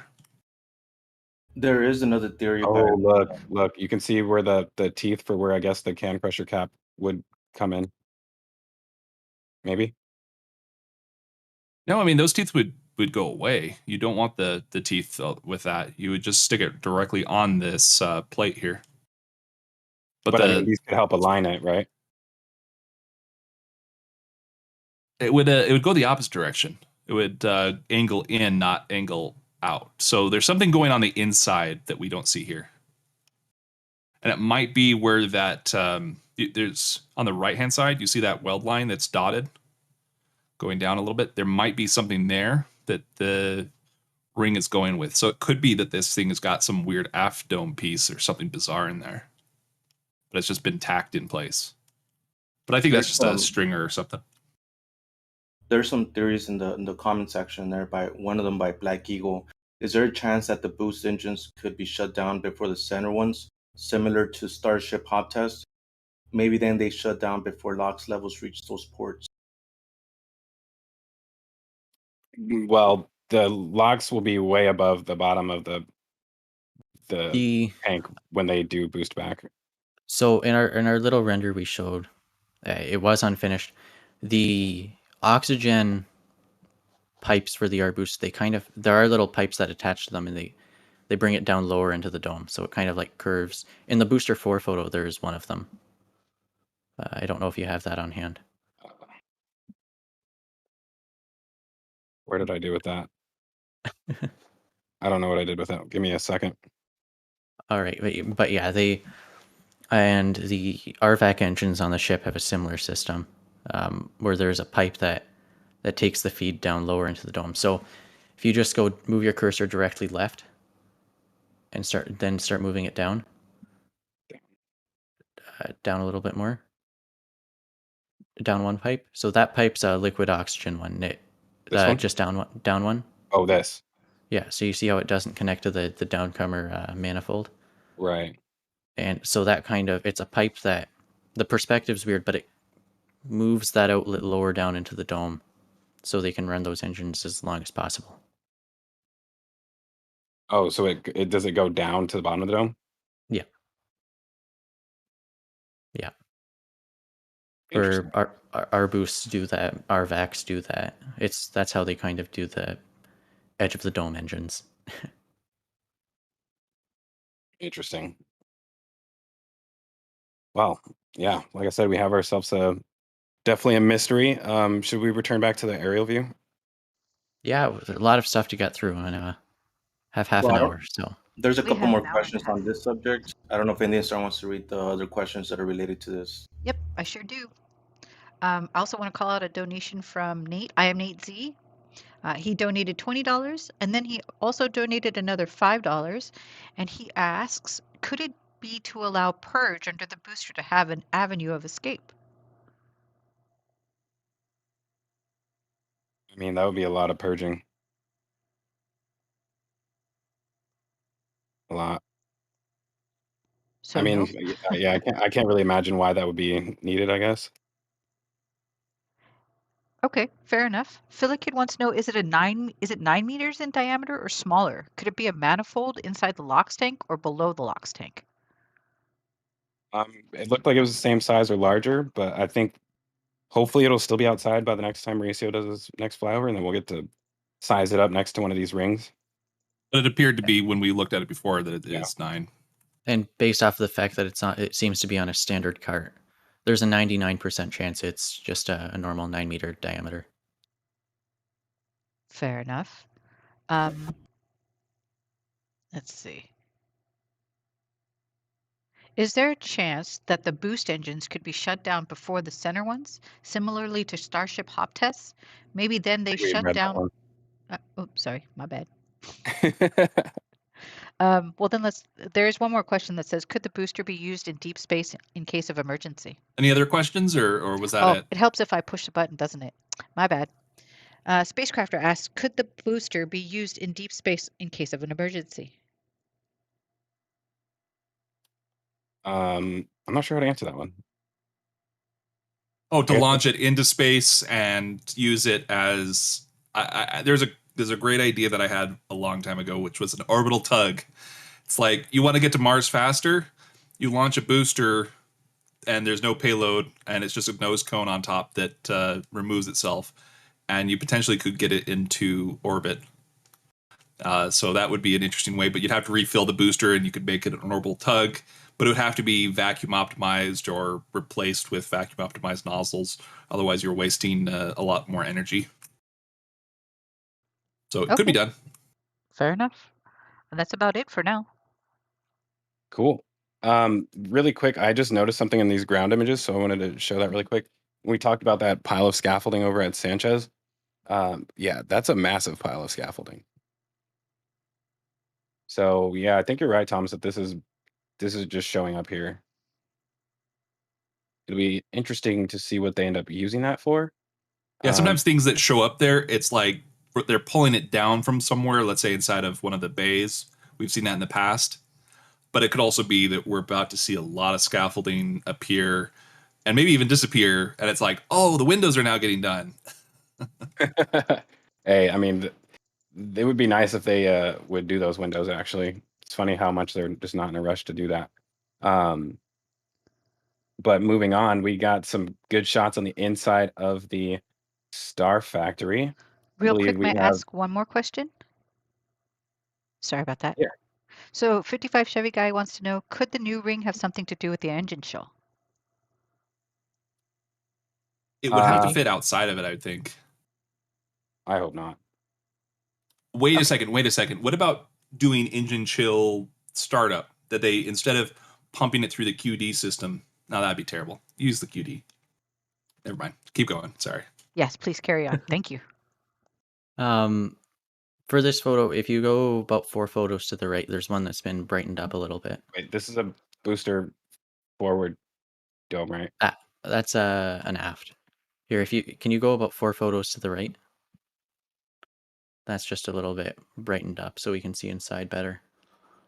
So yeah, we have a booster 13 aft dome sleeve right there.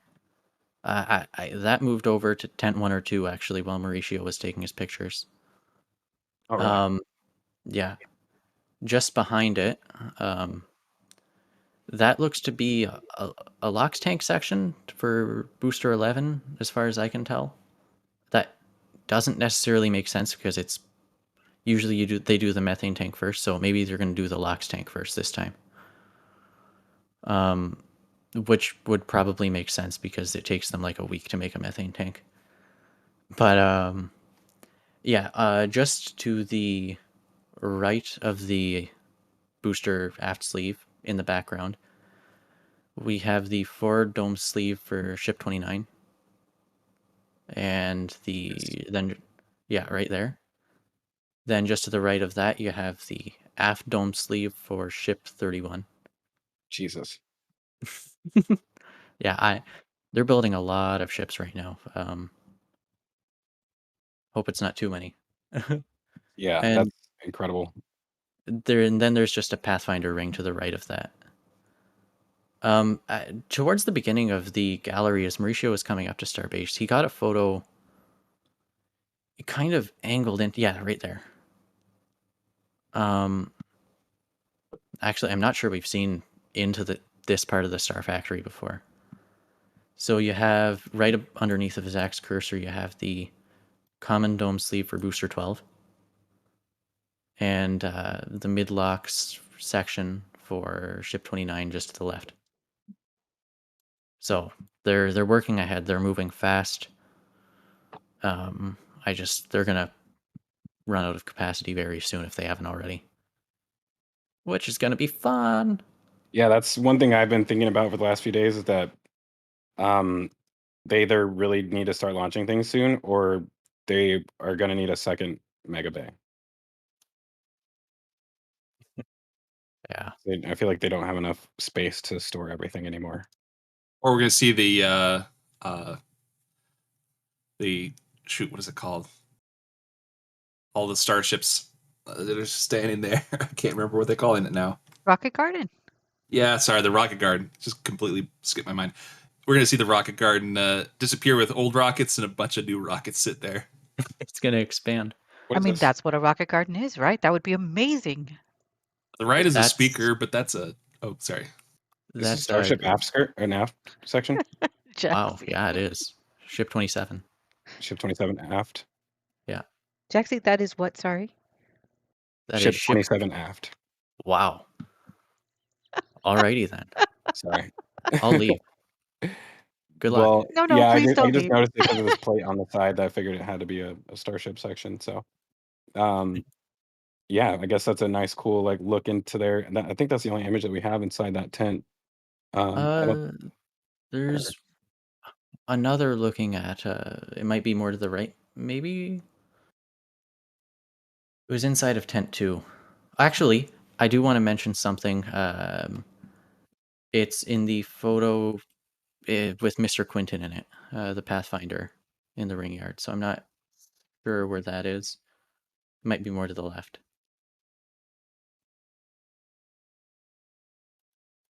If you just keep going to the left.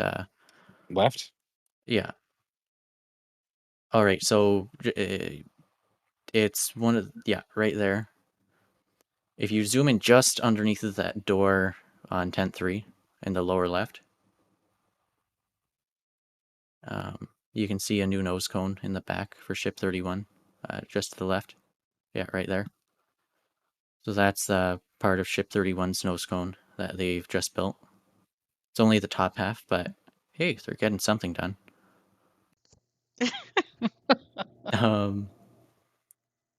Yeah, I guess. Well, not necessarily with this, but we should move over to ship 25. It's 25? This looks so cool, though. sad week. What happened? What we expected would happen happened. We saw the cover go up, sealing the door. They've already started welding that on. But yeah, it's a done deal. No payloads in 2023. For sure, or just on the ships that we've seen so far. I personally don't believe we'll see a payload from Starship in 2023. I think Falcon 9 is going to have to pick up a major it's going to have to put the team on its back this year as far as Starlink goes. Well, one theory is that they build these things in pairs. Like 24 and 25 are very similar. Like they've covered up both of these. Is it really that we're looking at 25 as the backup of 24? Well, even if it wasn't, ship 26 can't launch payloads either. I don't know how many launches you expect in 2023. I guess that kind of changes the perspective on this, depending on what you think. At least one.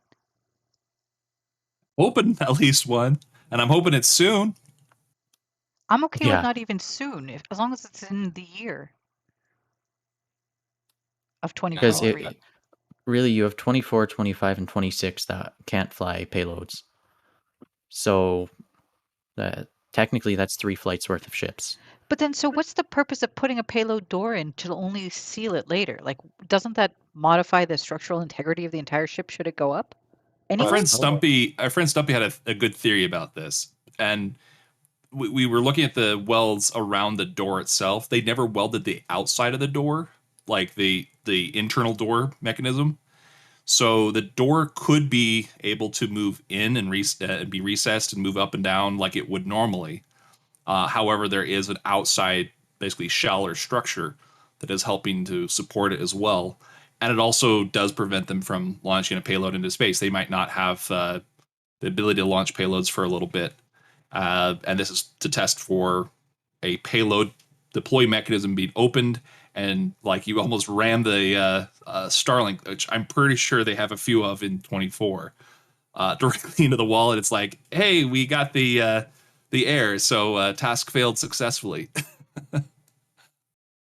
That's the kind of general way that you could think about it, is that they might still be able to use it in space for the PEZ dispenser, but it doesn't actually eject anything. It just runs into the wall and it says error, and that's all you get. But you get a test out of it that confirms that yes, you can launch Starlinks using this. I think one of the possible issues potentially is that if they launch Starlinks out of this, then all of a sudden they depressurize this, and unless they have some sort of unless they're repressurizing this with nitrogen using COPVs, then they just will lose pressure altogether. And so this may not be strong enough to re-enter if they open it. And so if that's the case, then it's better to close it and then maintain your pressurization in there and be able to test for re-entry instead of launching payloads. So they have about 1 bar differential. It's supposed to be for the pressurization in that inside of there, and it's actually less than 1 bar. Think of like the ISS pressure, or even less than that, and that's what they're going to be having in here. It's going to help for structure on launch and on reentry, and so yeah, they will need to have some way of repressurizing it. You could fill it with nitrogen gas or something else, but just any kind of gas would be good enough. I wouldn't put oxygen in there because then everything's very flammable. So nitrogen would be a good solution to that. Yeah, I think long story short, the problem is that payload bays, the PEZ dispenser causes the Starship nose cone to become structurally compromised, and until they fix that, they will not be launching payloads. So you're saying this is just a test to see if it even can withstand it on regular Earth, let alone in space? It's just structurally compromised. Like they can't. Right. This is what they figured out by doing it. No, I think they just know that it's gonna collapse during max Q, and so they aren't taking a chance of it collapsing during max Q. They're just erasing that as a possibility by But then again, the closing. question stands, why did they cut it in the first place? They have to be doing Because it. they didn't think that it was. They haven't tested this. They haven't structurally tested this. They just ship 24. Skipping from ship 20 to ship 24 forced them to jump into payloads before they were ready. So they never tested a nose cone payload bay structurally. Okay. So they just made them essentially. And they made them, and now they know that it's not strong enough. And so they kind of did some stuff to try and improve that, which we're working on a really long explanation of that. They did some stuff to try to improve that, and it did not work. And so when everything failed, they just closed it up. Yeah, they tried. They tried, but yeah, they're And they tried on not their going to be able to do it with ships. these ones. Yep, Wow. 2024. But yeah, let's I guess continue on. It's at what 146. Did you have anything about ship 26 that you wanted to touch on? I don't think we can really see it back there. Or wait, it's on this side, right? Yeah, there's some other photos that he got of it that are pretty cool. Well, cool.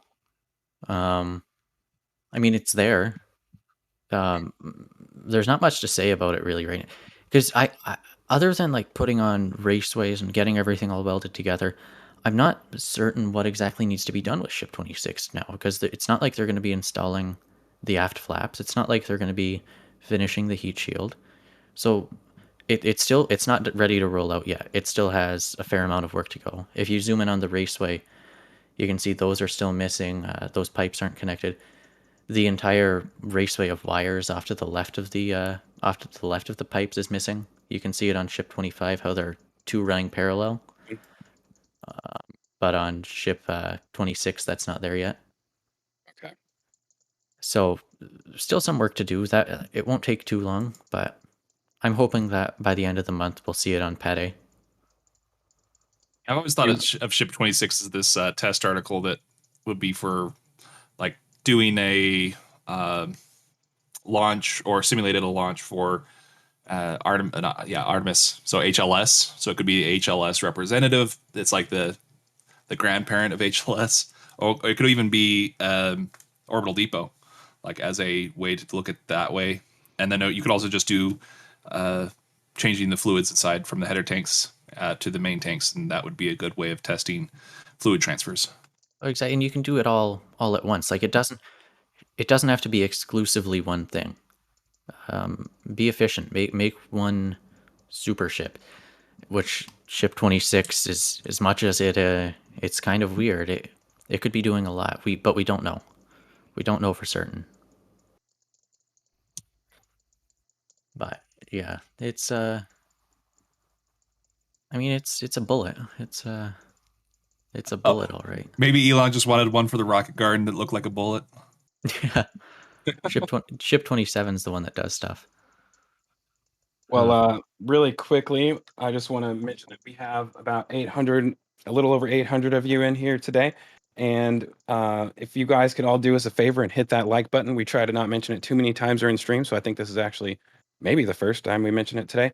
So yeah, we'd appreciate all of you guys if you're able to take a little second and grab the remote if you're on a TV or if you're on your phone or laptop, just hit that like button. It really goes a long way into kind of telling YouTube that they should probably share this with some more people. So thank you to everybody who's done that so far. And also shout out to all of you for being here today, because we, like, as always, know that people have other things to do on Saturdays. So glad that you guys are here spending it with us. And chatting and asking the questions and engaging, because it actually makes it very interesting for all of us. And moving on, I was excited when I saw this nose cone tent. I don't know if we have the right angle to show how many there are in here, because there's one missing in this one. But just in this shot alone, we have 1, 2, 3, 4, and there's one more in the back that we're not able to see. So 5 nose cones here.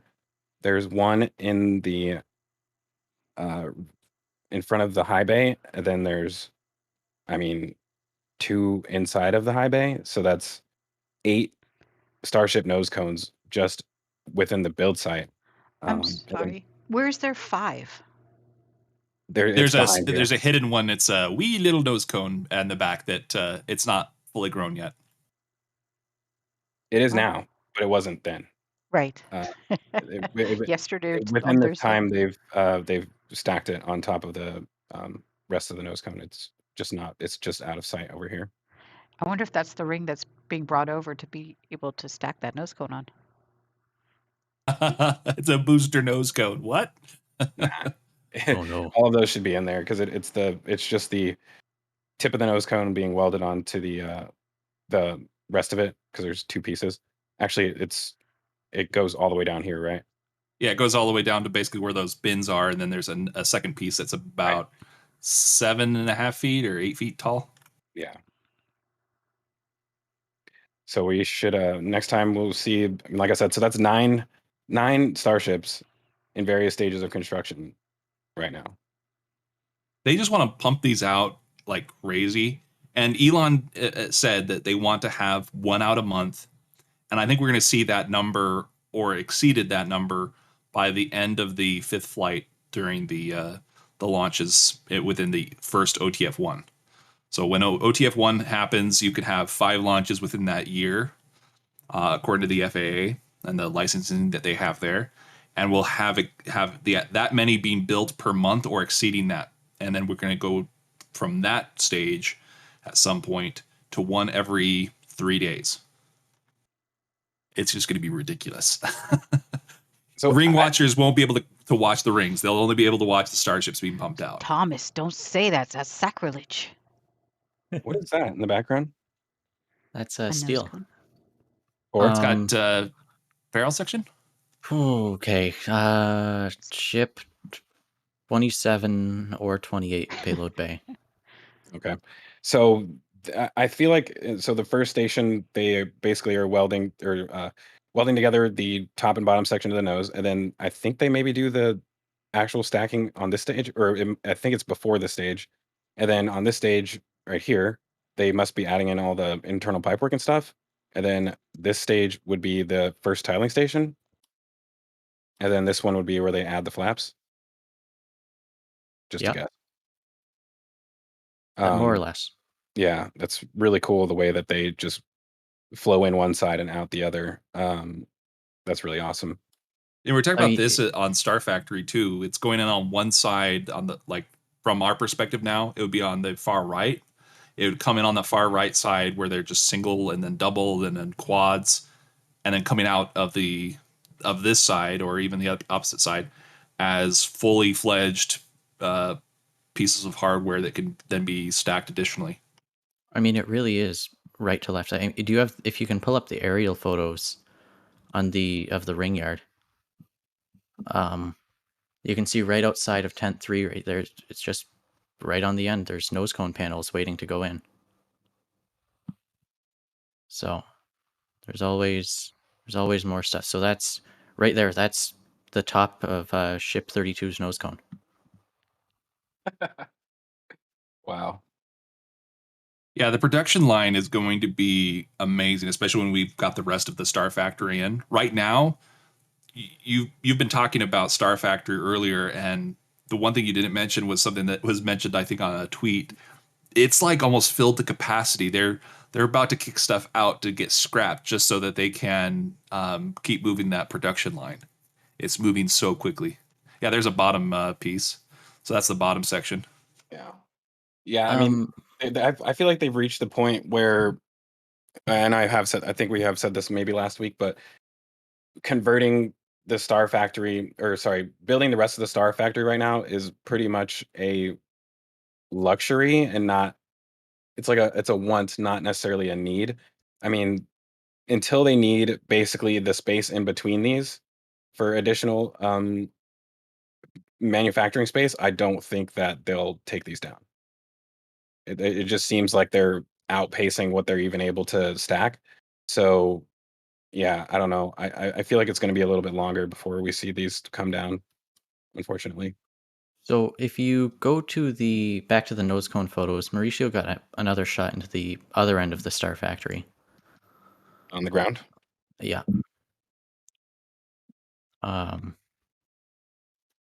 It's kind of interesting. So this barrel right in front, yeah, on that photo. Yes. Yeah. So this barrel right in front is Ship 28's Common Dome, which, if you've been keeping an eye on Twitter for the Ring Watchers on Twitter, wink, wink, nudge, nudge, they actually took this outside to flip it. They didn't flip it inside of the factory, which they've done for the past 2 or so months now. And that was strange. It almost made it seem like it was too congested inside of the factory.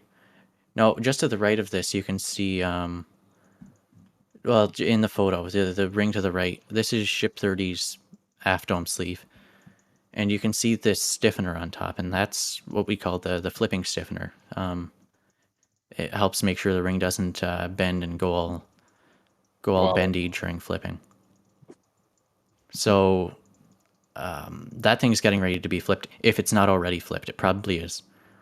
So they're able to flip inside of the Star Factory now, but for whatever reason, they didn't with that Common Dome. Yeah, it's almost like they were preparing to do this one, and they're like, "Hey, we're ready to do this other Common Dome right now," and they just like, "Oh yeah, well, we don't have time to wait. We're just going to do it outside. You guys finish what you're doing."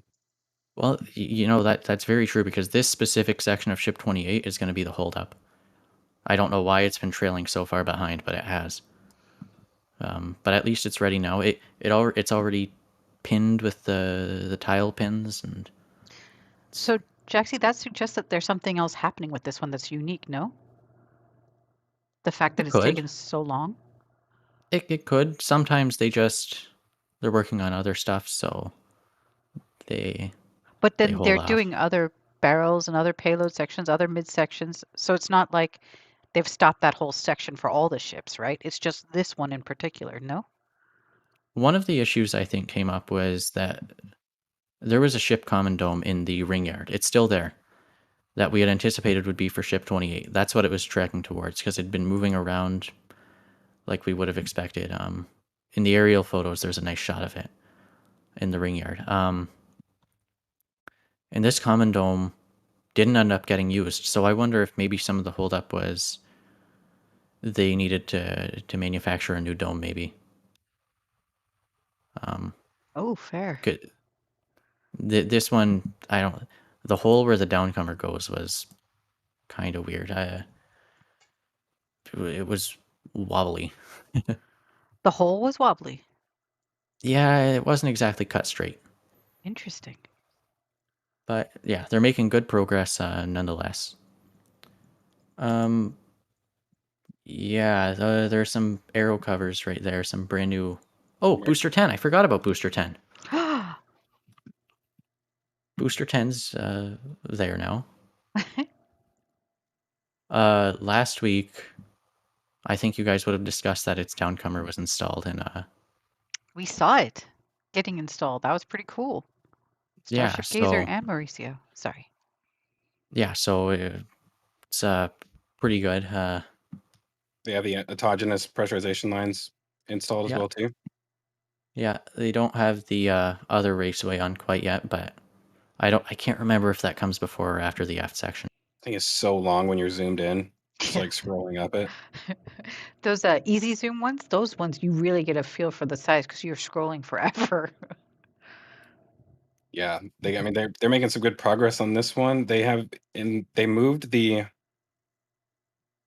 the methane tank into the mid bay for some reason. I think any ideas on that, Jax? Like why they moved it? This is for 10? Yeah, that's the methane tank for 10. What I think is happening is that I mentioned in the Star Factory that they seem to be building a lock section for Booster 11. I have a feeling that fairly soon they're going to start on Booster 11. So they got the methane tank out, which was just taking up space. Now they can get to work on 11 before 10's even done. That's what I'm thinking is happening, but we can't know for sure. Midbay's been acting like a storage shed for a while. Like, I have not seen much action happening in there in any of the aerials. Like, there was literally a scissor lift or something that for 3 weeks it was just sitting there where the booster is now sitting, the top of Booster 10. Well, it's just the thing is now is that when they stack sections, they use the bridge cranes and robots, and Midbay just doesn't have that. So the second they started doing that, it really died. It's like it's now the Midbay shed. It's just storage. Have we seen Booster 12 at all? Because there's a question about Booster 12 that I'd like to ask. Well, ask away. Have we seen anything for Booster 12 yet, though, out of curiosity? That's my question. Yeah. Okay. So Benjamin Klein asks, he's heard from an insider that B12 will have Raptor 2.5 engines. Can we see any indications of that? Yeah, that was a rumor. I've not seen any indications of changes on the thrust puck or thrust structure. What is it? 2.5? I thought that was the electric TVC. I don't know. I just know 2.5 would imply more thrust, and it could be that what we saw with that ring could be a indicator of that in the future. Have we seen anything on the thrust section of not the thrust section, but like the lower sections of Booster 12? No. So 12 and 13 are similar to what we know and love today. Okay. So we're looking at 14 at the earliest for any implementation of that design, if it's for that. Nice. And then real fast, we have a couple of donations I'm just going to jump in here with because I want to get them called out, if you don't mind. We have a donation from John Dobker again, who donated $10 and says that he loves all of his weekly trips into the rabbit hole. And then Rocket Profit came in with another $10, also noting that we went down a rabbit hole. It's our favorite thing to do. Jim Cabot, he wants to know, is that we or we? Is it W-E-E or W-E-A? Meaning little. When you were talking, Zach, that was quite funny. And Wait, I then, said that? I yeah, said you we said, for a nose cone. did It's a you say wee little we? nose cone. Oh, I guess Yep. it was you. I'm sorry. So I meant small. I think it was just asking. Oh, got it. I just realized what the question was. Sorry. Too late. And then Nate Z also donated $5 and says, as they build out Star Factory, do you think they'll remove Midbay? That's a good question. I don't know. Go Natey Nate. It's out of the way, but I would love another mega bay. They need Yeah. one. They'll have one. High bay's too small. At the very least, yeah, they need mid bay. It's a tough one because it'd be so nice if mid bay could fit a full 50-meter tall ship. But aren't they getting rid of Low Bay too? They might. They haven't started taking it apart or anything yet. I thought So that those was two the plan. structures for now, they're nice windbreaks. They can use them. They've used the windbreak on the right. That's what they call it. They've used it for installing pins for a while, and that's one of the systems that they do. So they bring out a nose cone, install pins, and then bring it back in. But it's also been used for as like a testing station to test new methods of doing things. Yeah, If they that was build another mega bay, I would like to see it right here. Mauser's put in his request to please remove Midbay. yeah. The problem with a tall- mid bay though is there's not enough room to put a larger structure there. Oh, you've got a footprint there that is surrounding it. It would allow it. You just have to go into the ring yard a bit. Okay, it'd be nice if they had like a high bay where mid bay is, then 2 mega bays beside each other. Ooh. That would be ideal. I mean, would be that's not going to awesome. happen, but like that would be cool. Could it happen in KSC though? In Florida, they're going to have 2 mega bays beside each other. They're like facing each other too. Yeah, so I think you're going to need 3 of them. they're 3. dropping the mid and high bay designs, and mega bay's the future. Mega Bay. Sounds like Autobots. Jaxie, there's a question from Spacecrafter that asks, how much does one ring weight? How much is one ring weigh?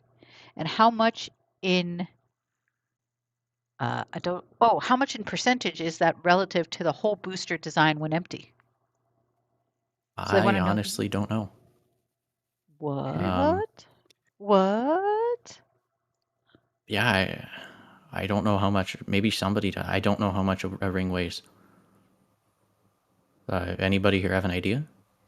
I'd have to do the math because Where's it'd be. Just kidding. I'm kidding. But you basically have to find the weight of the stainless steel that they're using, which is a 304L derivative, and then you'd have to go through and find like how many grams per centimeter it is, and then you go through and figure out the entire volume of it, which is pretty easy because it's like just a steel ring, which would be 4.5 meters in radius, and then you figure out the entire circumference, then you multiply it by 6 feet. Then you have your answer, at least for part of the volume. You just need to now know that it needs to be like 4 millimeters, and then you've got your volume. But I don't have the number in front of me, so I can't do it for you right now. Yeah, but that's actually a good question. It is, right? I think Spacecrafter, you should join us in Discord one of these days and we can answer the question because these gens are always in Discord. And most of the time, me too. But I do love those rabbit holes of going down those and figure those questions out. But yeah, it's after the show. You definitely can jump in. Patreon members, we talk with everybody afterwards, and we go into these rabbit holes all the time. Go ahead, Zach. Oh, all right. I was going to go to the Star Factory, but I don't think there's much that happened on the outside of the Star Factory. So I was actually going to skip that and go over to the ground fabrication building. I'm just going to scroll through this really quick just to make sure that there's nothing out there other than a bunch of stainless steel rolls. Love those rolls. Oh, wow. Yeah, they got a ton of like Starship dome pieces out here waiting to get moved inside this building. Yeah, And that's the new shipping and receiving. Yeah, do you think they'll actually build like a receiving center instead of just leaving it like this? Well, the coolest part is just below your mouse a little bit. There's a ramp right there, right under your mouse. So they could use that. No, not all the way down there. Right there. Yeah. That's a ramp. You can use that to put in a vehicle to, like you had at the inventory 10 at Sanchez. So now you can bring your cargo here and get it delivered directly. That is super randomly placed. Yeah. You can't even back into it.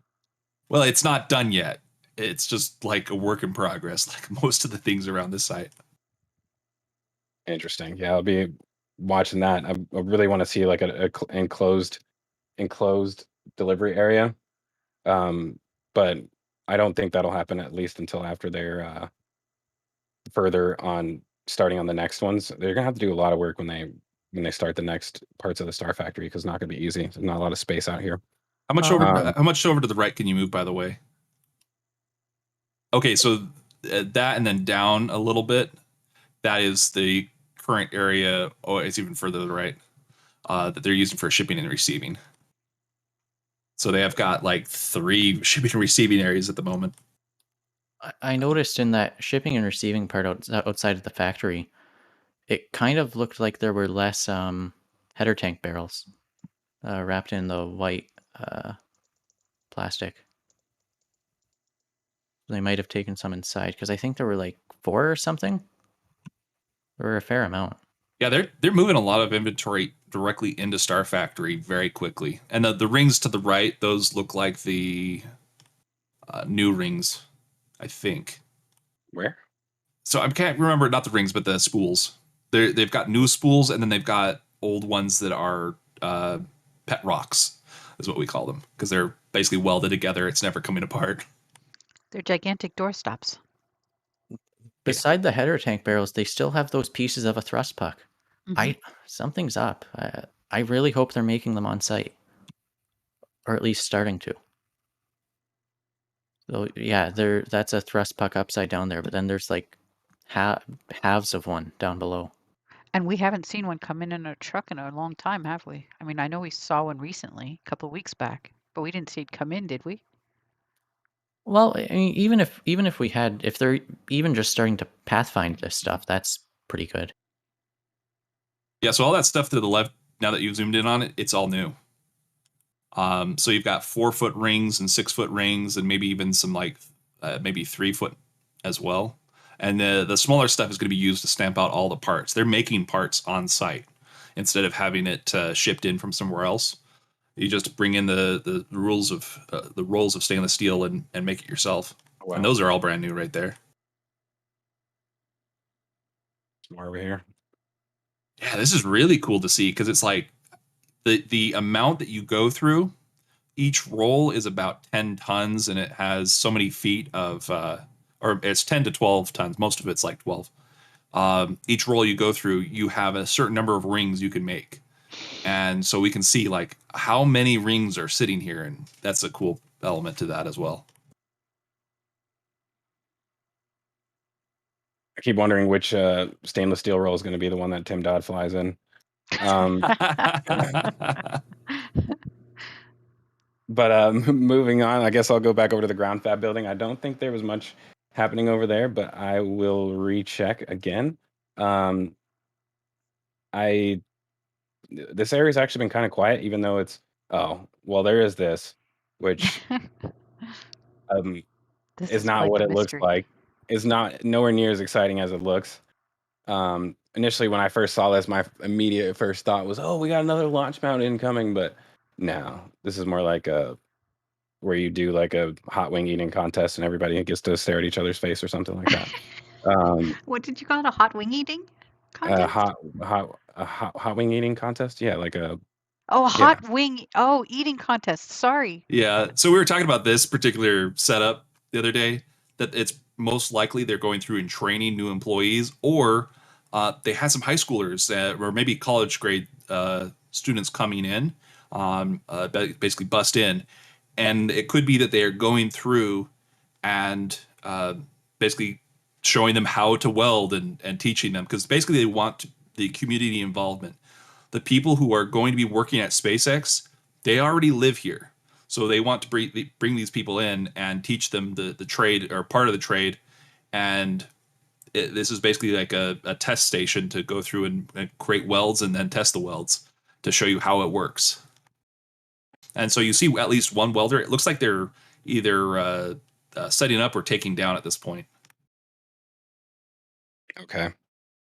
One thing I wanted to, I guess, touch on really quick. I'm not really 100% sure if I'm seeing this correctly, but Philip Kidd shared something with us that he wanted us to touch on. I don't know if Jax, you're able to see what he means by this. I'm guessing this is less than 9 meters based on the edge of the. So he actually asked a little bit more on the question. He and Jim were talking, and Philip had asked says the heavy steel looks to be 9 millimeters wide, so the SS with the ports must be less, right? The 9-meter reference he's using for the single ring is the pipe stand for the nose cone. And those are going to be wider than 9 meters. But speaking of that, I sent another photo just below that, something that just came up. The single that came out alongside the section with the holes, if we zoom in on it, that's 96 internal stringers. That's representative of a booster's LOX tank. Oh, wow. So that's interesting. I was talking to Nick recently, and he said they're going up to 100 on one of them. They upped the methane tanks to like 84 from Wow. 24. Yeah. On which one? 11. Interesting. But so I kind of see what Philip Kidd's talking about a little bit more. So the stand that's on the bottom part, and at the top, it could be that the internal diameter of this new system is actually going to be smaller than 9 meters by quite a bit, like a few inches. So this would be an internal part that they're testing for whatever reasons. Could it be Yeah, a maybe. way larger LOX header tank? Not a way It's a larger one. But it's flatter, maybe. You mean for the longer, taller ships with the pointier noses? No. Yeah. At what point does a header shorter. tank? At what point does a header tank just become the tank? Yeah, Good it's like a point. sump almost. That's what they use for the methane. Yeah, this would make it so that the LOX header tank doesn't have to be so tall, possibly. That'd And be an then interesting less one. pipe work, I guess, because you're. I don't know. I'm just guessing here. But it's a smaller, shorter header tank potentially. Yeah, Could be. I mean, its volume is the same because it's pretty large, but that would be an interesting way to do it. That would be quite interesting. But Well, yeah, now that go ahead. Now that there's this single that's showing that's matching the design of the LOX tank and a booster, that's definitely suggests what we're looking at, something related in that region, if it wasn't clear already. You think it'll go on top of this? I'm not sure. It could. I mean, they brought it out for a reason. That they don't make those, so they made it for a reason, and surely it's related to this. They don't put stringers in single rings. That's not a thing. So Interesting. Remember that, folks. They don't put stringers on single rings. Because they go Until they across do. the welds, right? Yep. Yeah, stringer's usually about 2 rings tall, usually. Well, that'll be fun. Anything else on this? No, that's all. Just breaking news. I think Mauser actually found the answer to the weight of the ring, too. He says approximately 1,600 kg. And that's from the wiki he just took down. He took down the wiki? Oh, dear. Just kidding. But 1,600 kilograms. That's, let me find it in pounds real quick.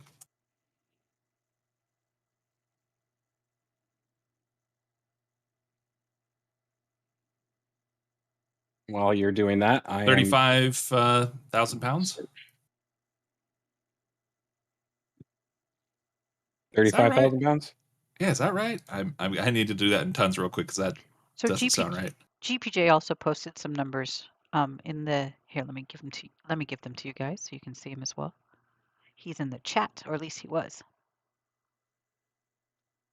Okay, 1,600. I hate when that people use that number. Okay, so it's 1,600 kilograms. You don't like the I'm number sorry. 1,600? That throws you off? Is that what you're saying? The use of the word 100 in there. It gets me every time. Okay, so yeah, it's 1.7 US tons, which that sounds right. Or just about 1.6 metric tons. So that's or exactly 1.6 metric tons. All right, Well, I'm then done shopping. you have the equivalent of 36 rings on a booster. Technically 37, but the equivalent of 36. So, yeah, you could figure it out using that. All right.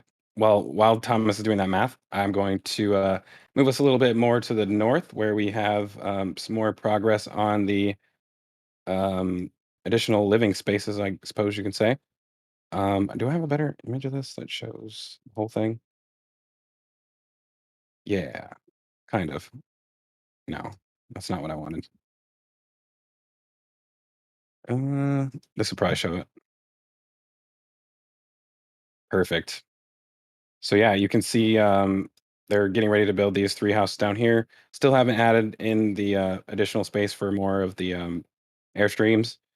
I actually really like the way these are patterned down here. I'd never noticed that before. I think did they switch all these up?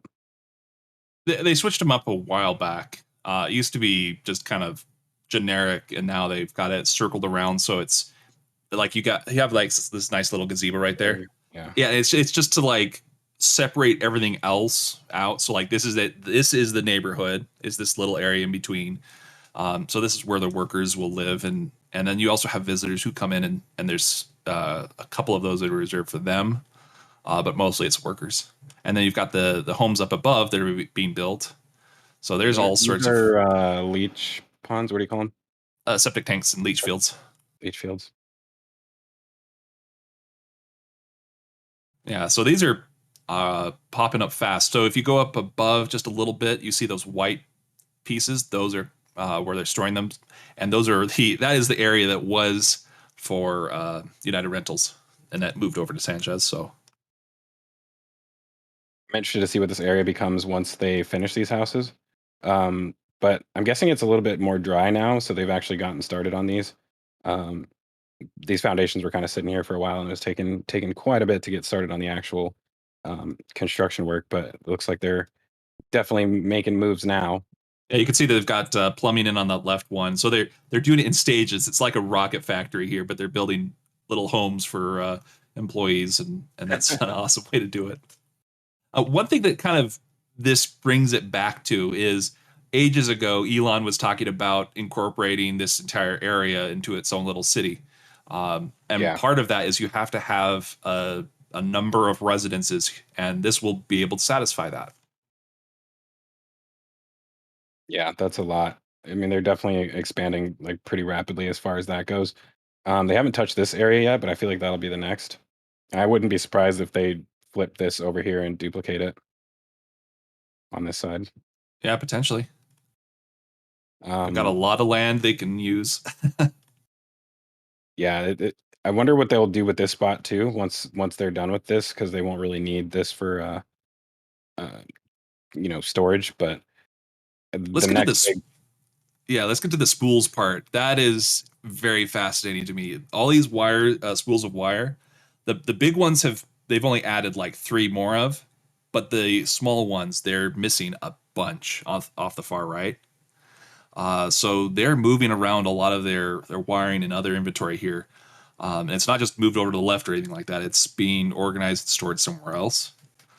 So the big spools here looks like they're getting ready to do their final runs for their electrical in the area here. So they've got Magic Valley LLC that's come in, and they've got some amount of power from the new lines. But for the additional areas around here, they're going to be running their own, and that's part of it. Yeah, they got a ton down there. I'm excited to see them get started with that. Yeah, I hope that we see some of it. Yeah, I hope to see some of it go to the launch site. Oh yeah, for sure. I mean, I keep looking around, just hoping that I see them down here, like pulling it through somewhere. Um, but so far I have not.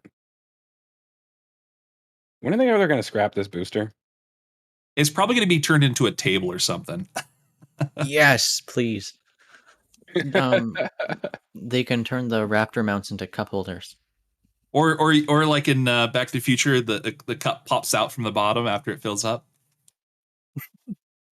Or giant, I forget what that thing is that they used to have at the kids parks where you go around in a circle on it.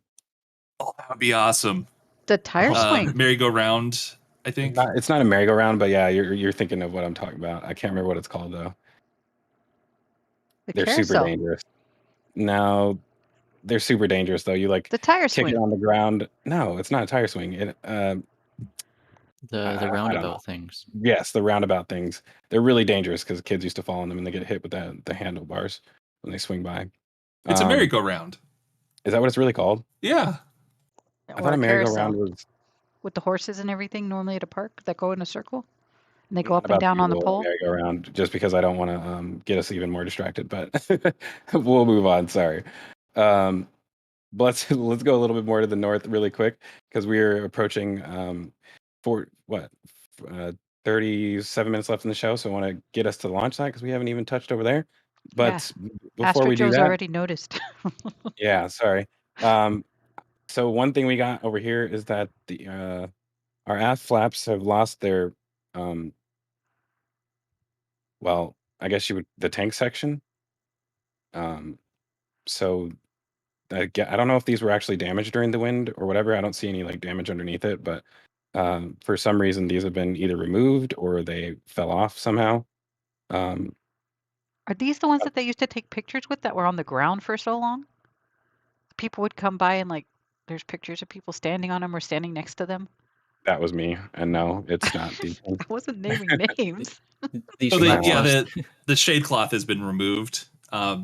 You often do it during winter to remove them, but this is Texas, so you don't really need to. I don't know why they did. These flaps have lost their tank section for the second time. So Dang, it's tough. So do you want to just go over the new lift pieces and then we'll be done here? Let me just double check this area really quick and then move us over to some ground images. So yeah, that's the piece we were looking at before. They painted it, and it was painted gray underneath. It's the galvanized coat, or zinc coated, sorry. And then they put on a little handle, and that's what looks like they're going to use as a temporary handle for testing purposes. They might keep it. I would go with something a little bit bigger because that looks like a large shaft for a small diameter of a wheel. So you want a larger wheel to be able to really turn it because it's kind of corroded in there. I can't believe these have to be manually turned. I think it's just temporary. But the one cool thing is they're angled. We didn't see that before because we were looking straight on from the top view, going straight down. And so that little shaft there, we were always thinking it was like straight. No, it's actually angled. And what goes in it, or what does it So hold? this is the pin system that will go to the ship. So this is a load spreader system that they will be able to then pick up the ship by. And you could keep them separate, but if you go over to the left, you can see the holes now. There's 6 of them, and so that's what will go to another plate, which will be, I think, connected to a round piece that goes about the opposite side of the ship. So it keeps these at a constant spacing as you go to pick up the ship. That's the load spreader. The only thing we're missing is that curved piece. So it's probably going to be square tubing, and it's going to be in the general circumference of about 9.5 meters. And so one end will be on the inside of the ship and the other end will be on the outside? Oh no, both ends will be on the inside. So there's this end here. It goes into the ship. That extrudes out. So that's what the handle is for on the other side. It brings this out and back in. And that goes into the locking system to pick up the ship. So right now, the chopsticks use that lifting system to put the ship on top of the booster. And this will just be used for test stands and that kind of stuff. And they'll probably even need another one of these eventually for inside of the Mega Bay and High Bay, just to move things around in there. I have a feeling that's where it's going to start out at, because they haven't, like, I was expecting the next time they took 24 off the off test stand B that they would use this, but that clearly didn't happen. So I'm wondering if this is actually destined for the Mega Bay first. Interesting. But yeah, it's in the crane yard because this is a crane object. And did we ever figure out what the tape was for, or no? We just The protected tape, it? it looks like they've got a rubber piece on the upside to help protect it. This one doesn't really show it as well. The other side did.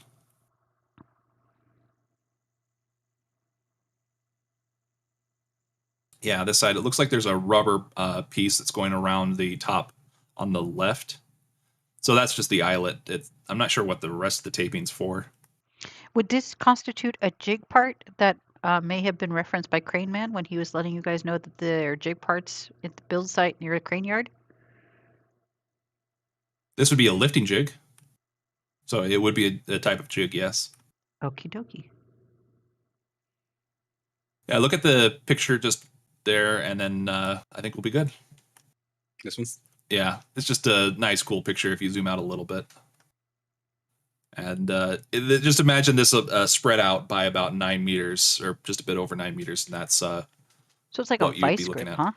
Yeah, and we're looking from the top down, basically, for how this would be oriented. Yeah, I'm excited to see them finally get to use this. Do we have aerial shots of this out of curiosity? Yeah, we do. Okay, I'll look later. I can show them really quick.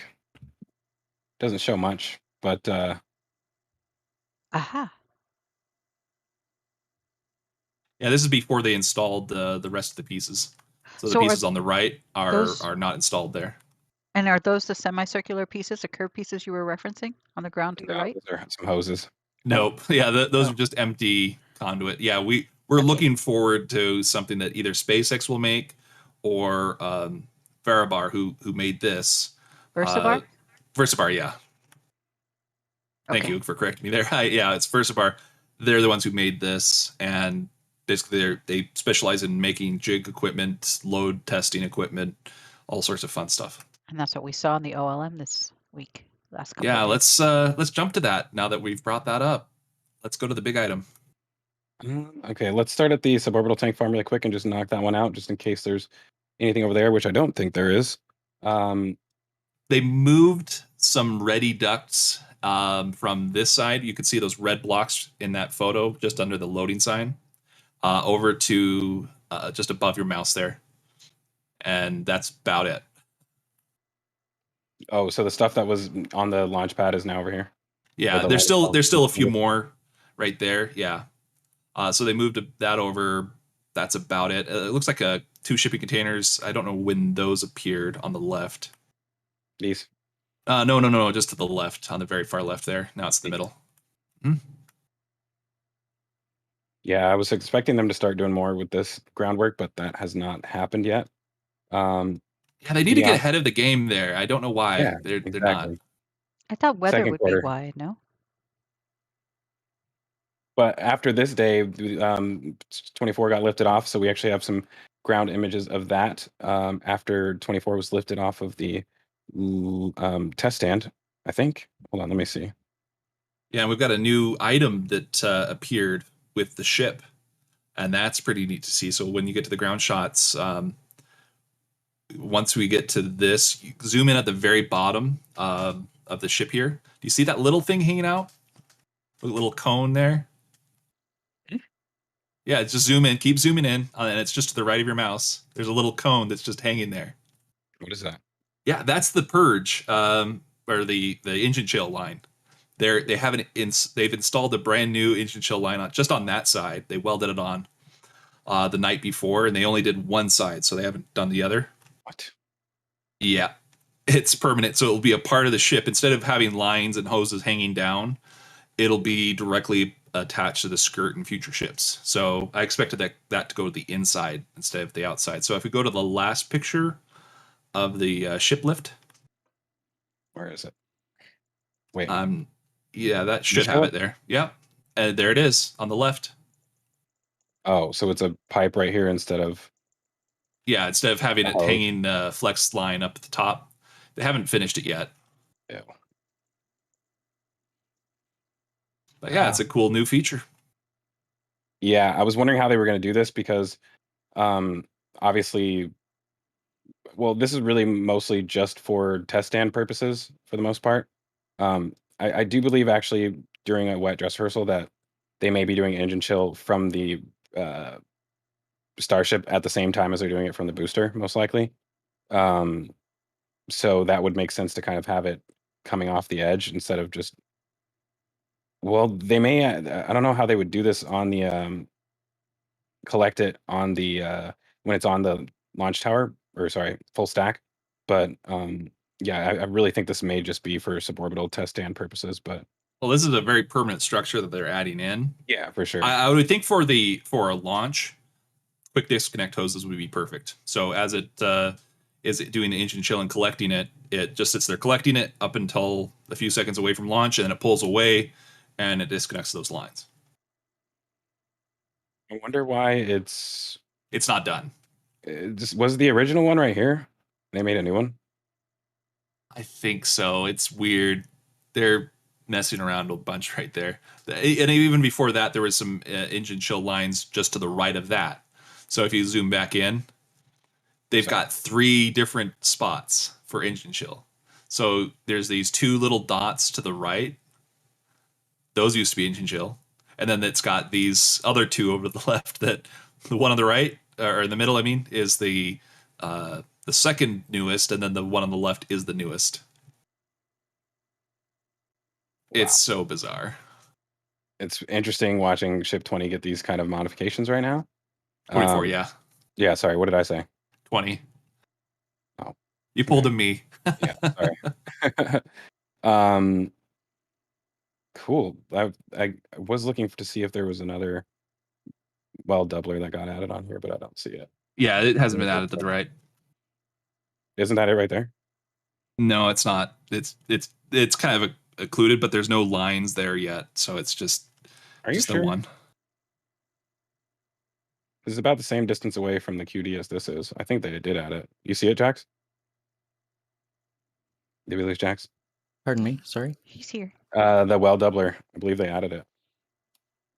Oh yeah. Oh, that's the flap one.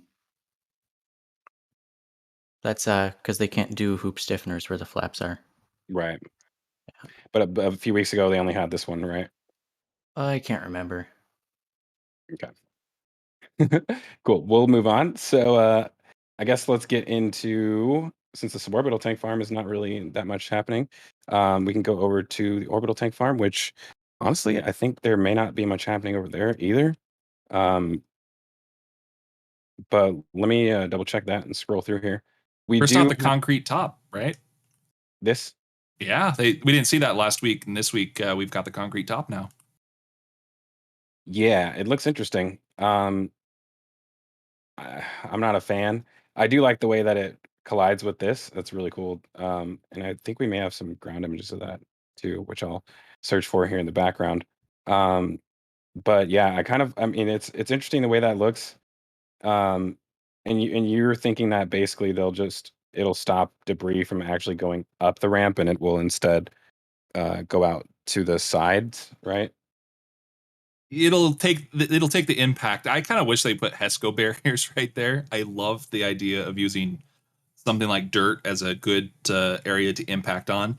You're not putting the HESCO barrier directly below the launch mount, so it's not ejecting it and picking it up and that kind of stuff. It's basically just throwing it along here. It hits the side. Some of it gets kicked back up and launches up. But the same thing happens with that second barrier. It's going to launch up there as well. But this will prevent it from becoming a sled that launches a lot of stuff up into the air. So it's a really interesting way of making a stop. I can't wait to see how much gravel there is over here after the next static fire attempt. Just along the wall as well is going to be crazy because it's going to be like like if you think of hail, it's a horizontal tornado essentially, and that same thing is going to be happening here, except it's going to get smaller and smaller and smaller, but it's going to be picking up more and more debris. Yeah, I'm excited for them to get started on testing here soon, which we're expecting Booster 7 to roll out tomorrow, right? For the closer, Yeah, it that should have one, been rolling out, days ago, but yeah, tomorrow would be good. is it roll out or is something rolling back? Both. So It's Booster rolling 9, back to the site.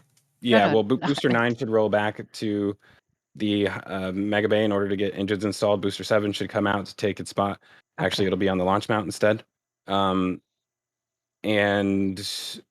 we don't know what's happening with ship 24. It's kind of just chilling there. But yeah, we have obviously now that they've finished up their job on the launch mount, which actually, let me get a better angle of this. Yeah, he has some amazing ground shots, by the way. We should definitely go through those if we can here as well. Okay. And that square piece of land back there is really unique still to me. That big plot of square that's in the back of Yeah. this. The maybe a water tank, maybe a tower, maybe all sorts That of one, stuff. yeah, that one. Yeah. So bizarre. So yeah, we talked about. I released an episode this week, and I'm sure a lot of other people have done so as well at this point. But basically explaining what this was. So if you guys haven't seen that, check it out after the show. Maybe I'll post a link for it. But basically, they are testing the structural integrity of the hold down arms, and they're doing that by essentially using these counterweights as a a mass simulator. Sorry, I was searching for the word there. But let's go ahead and look at it from the ground to see what we can see. What's the cause of doing that per se? What if they over tested and they break some of them? What are the repairs for that look like, or Well, upgrade? they've already finished this, and I don't think they've broken any, but that would be pretty major, and it's kind of hard to tell what that would involve because that would depend on where it fails, and we don't know where it would fail. Like, I'm actually considering doing a part 2 to that episode to actually more in depth look at the force diagrams on the actual clamps themselves to see which part of it is most likely the weakest. But I don't know if I'm going to do that or not because there's other things to cover. So, yeah, it's tough to answer without knowing like what that force diagram looks like, what kind of repairs they would expect, because really there's two pistons holding the not pistons, pins anchoring the bottom of the arm to the bottom of the table, and then there's another one up at the top of the table which holds the second arm. So either of those could fail, but the link that connects to the hold down arm could also fail, and the actual hold down arm itself could fail. So there's so many different things, but it's really hard to tell what the weak point is. But they're basically, that was the goal of this test, was to make sure that it's able to withstand the expected weight that it would have to deal with during a full stack. So Well, yeah, fully stacked, fully weighted down, it's going to weigh Yes. about 5,000 metric tons or above that, depending on which variety of model you're doing. And then you add on a bit for cargo, or even worse is the next one is going to be the orbital depot. That's going to weigh a lot more. It's going to be 130 meters tall total. So you're going to have a lot of fun there. Yeah. And one thing I wanted to correct from that video, I initially thought that these black ones are 10-ton counterweights, but it turns out they're 12.5 tons. We don't know about these. I think the gray ones are 10, possibly. But if it's just the black ones being 12.5 tons, then it's actually a total of 500. Wait. 500 tons instead of. It's a bit more than that, actually, when I was going through and Let counting me it. redo It's it. like, yeah, it was about 700 metric tons plus is what we're looking at. And that's including the weights, including the equipment. So you've got that yellow piece as well. That's the pivot point. And then you've got figured out the how much this weighs? hydraulics. What was that? Did you figure out how much this weighs? Yeah, it's over 700 metric tons. For what? For all of this, for all the counterweights, all of the pieces. Oh, so for the yellow one, I'm just wondering where that extra came from, because these it should be just over. Let me do the math really quick. You're at work. Yeah, I feel like I am. I was going to say, you're making it like that for the poor guy. But the coolest part about this is even if I'm overestimating by the count here, is they are testing over the weights. So instead of it being like 100% of the weight capacity, if it's 700 metric tons, you're at 1.4 times the capacity, because you're looking at what was it, about 250, I think, for the weight for each side, right? That you normally expect. So yeah, you're over testing this by a lot, which is really nice to see. And there was a couple of theories you put forth. One was like the FCC, which I think Dave has got a good deal of length to describe that does not actually make sense, because the new FCC rules and filings and how they go about addressing everything, it's mostly about safety when this thing launches. However, one other theory that came up, which is very similar, is NASA. NASA might actually have some questions about 39A before they do the pad out there, and so that might have something to do with it. Okay, so I recalculated this. If these are 12.5 and these are 10, then that's 540. So I guess that would mean you're saying that the entire rest of the rigging weighs 160 tons? No, I got that. I got that the weights themselves were about 640 metric tons. So we're looking at the rest of the system weighing about another 60 tons. There's nine on the back side. There's 9 on the front side. So it's 36 plus. And it's 2 by 2. Wait, what? It's 2 by 2. So you got the left side and the right side for the what are those called? The SPMTs. So they've got one set on each side for the SPMTs, and yeah, it's funny. They're 9 in the back left or back right, 9 in the back left, and 9 on the front left and front right. And then there's I think these are 6, 12. So we've got about 6, 36 on the corner and 12 in the middle. So it's 48 counterweights total. But it's just a lot of weight. Yeah, it's a lot. It's insane. I mean, the worst part about this is, well, not the worst part, but the thing about this is it caused them to not be able to move anything. So we saw them move. I don't know if they were actually attempting to move Booster 7, but they at least moved it into the middle of the Mega Bay, and they had to use stainless steel rolls in order to do that because all their counterweights are tied up over here. And so as we speak right now, they are currently removing all of these counterweights, and they will be, I'm guessing going straight for the Mega Bay, or more than likely, I would imagine logistically it would make sense to. Oh no, I take that back. It would probably make sense to bring 7 out first and then bring 9 back, possibly. It's hilarious that somebody actually had to think about this and say, well, we're going to use the 10-ton stainless steel rings to move around Booster 7 here. And it's like, can we move it down the road with the steel rings? No, absolutely not. This is a risk already. I have a feeling they may have been prepared to do that. And I would like to believe Gwen saw that and she's like, absolutely not. Do concrete. Yeah, so continuing on, we have, it looks like, this is weird to me because I expected, I guess for no reason, that this concrete wall would go all the way up to the top, but it looks like they're just going to raise it up just a little bit more, which I don't get why they didn't just do that from the beginning. So wait, for no reason? Well, the reason that it is like this, there was going to be a static fire the next day. So if you go back down, the concrete that was just poured the previous day when Booster 7 static fired, that's why it looks so terrible. This is after about 24, maybe 36 hours of setting before it got the static fire. Well, and the right side's looking a lot better. A little bit, I guess. It does look better, I suppose. And this side has been through more as well, just a little bit more. So I don't know. I guess probably a point there. I feel like it's been through a lot more because it had the camera that got knocked off and all that stuff. Yeah, Well, speaking this of which, was it's the at the camera's bottom on left this corner wall. right Yeah, there. Yeah, so it should. Yeah, that was on this wall.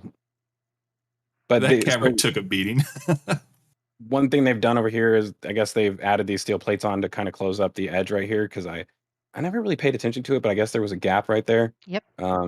So I guess they had flames shooting through to the drawworks, Oh, wow. but it probably wasn't that bad. But yeah, it looks like they're finishing this off, which is a good sign. Once they They pour also- this, I mean, they probably won't want to do static fires until that's finished. As far as letting it cure, probably not.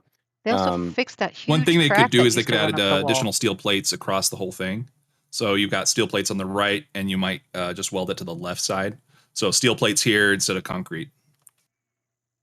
Like a larger plate, like a even bigger plate than what's already here. Not a single plate, but like plates going left to right, and that they've got some structural backing, so it's even better than what's existing. You can see that it's already warped and bent on that steel right there. So it would make sense that they would increase the amount of reinforcement there as well. Wow, that's intense. I do, so I don't know why I went over to the chopsticks. I don't see anything new over here. I guess from that aerial view, I'll return back to there. Go to the one picture to the left. It's kind of neat. It's just we don't get to see this far into the mud flats when you get a chance.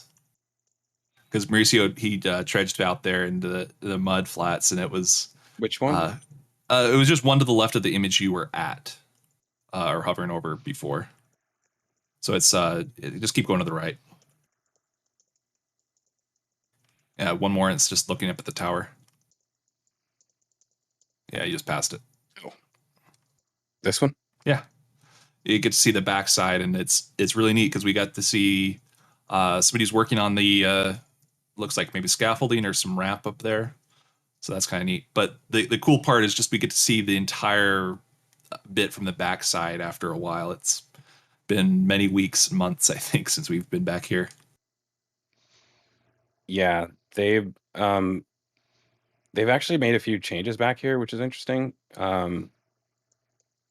Oddly enough, I think this camera was here before, but they moved one of the drains, I guess, or the vents. I think this is the LOX vent over to this side, which used to be on. Oh, It's wait, still there's there. two of It's them. another There's one. two of them. So we've never seen this one. I think this may actually be an emergency one for methane, potentially. And ideally, well, you got them on the opposite side so that they're not mixing, or else you would just put them on the same side of the tower. So I don't think very often we'll see this. If anything, it'll purge right before launch. I have a feeling they'll purge out of there before it launches. Could you imagine it igniting and you got this like tower that's got flames coming out of it? It'll be fine, but it would be so cool. Yes, I can imagine, and I do think also as well that it would be cool. What else do we got back here? They did something weird back here as well, which Max Q actually noticed. They have this drain attached right here. I guess if it leaks as it's rotating, it has a way to drain instead of But just... why doesn't this one have that? Maybe that one on top is leakier? Yeah, this is I wonder if this is like a piece that you add onto here after if it does start to leak. It literally is just a drip pan, it looks like. Yeah. Dave says CH4 pipe? Question mark.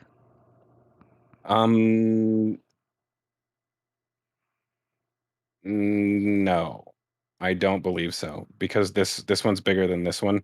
I think this is the LOX, this is methane, and then this is methane bleed right here. I think. I could be wrong though. I'd have to look at that again. Yeah, no, that's right. The LOX is up top. But yeah, I mean, I just love how complicated this is back here, and kind of shows you just like almost a reminder of all the work that they still have left to do on the second launch tower. Interesting. Oh, That's a it's cool another camera. What is high-speed it looking camera. at?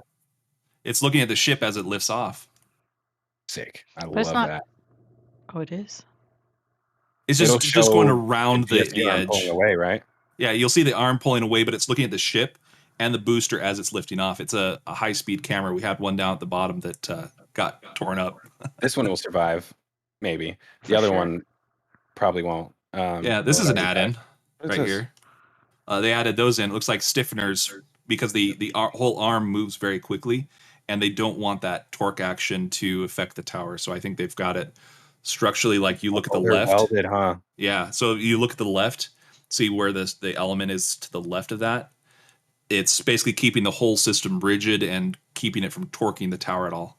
Is there just more? because I think it's just those two. There might be something now at the bottom if you scroll down. Below it? Below it, yeah. Yeah, I'm not sure. Probably not. Interesting. Well, that's fun. I'm gonna have to go back and figure out when they added that. Yeah. Do we have anything else we wanted to touch on? We have like 8 minutes left, so I want to make sure that if we had any questions that we haven't touched on, that we do so. We have lots Uh, of questions, but you cool. were still asking a question. You want to do questions or Thomas Yeah, let's or do it. checks? Okay. So let's start off real fast with donations and not questions. Sorry. First donation we want to thank is from John Dobker again. John Dobker, you've been very generous this stream. Not that you're not always generous. You are always generous, but thank you particularly for this stream. He donated $10 and says this one's from Victoria. For Sonny, Puppers needs treats for being a good boy because he's adorable. And that's what Victoria said. Thanks, Wait, did we have Victoria. pictures of him?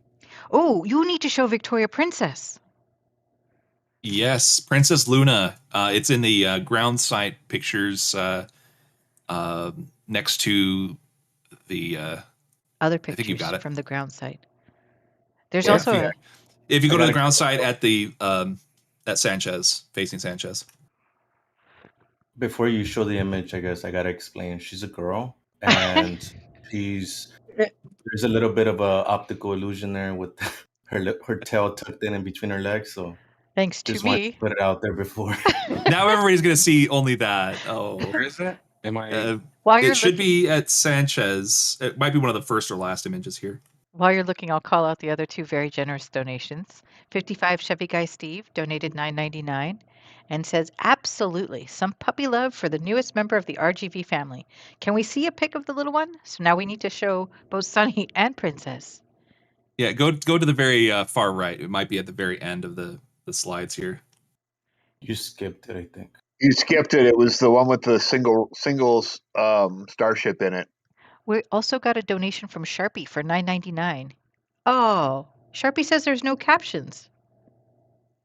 There are captions. There's captions, Sharpie, because I see them right now. They're captions. There we go. That's Princess. There's Princess. My favorite joke was Jax asked, "What happened to Sonny?" Yeah, we took our my wife's car, so No, Sonny. yeah, and I didn't have it prepped for him to be in the back for all that, so he stayed home. Sorry, Sonny. She does look like she's saying, "Where's Sonny?" I'm up on the roof of the car right now. Why'd you put me up here? She's like, "It's not safe. Somebody better get me down." And what the heck are those big tall things behind me?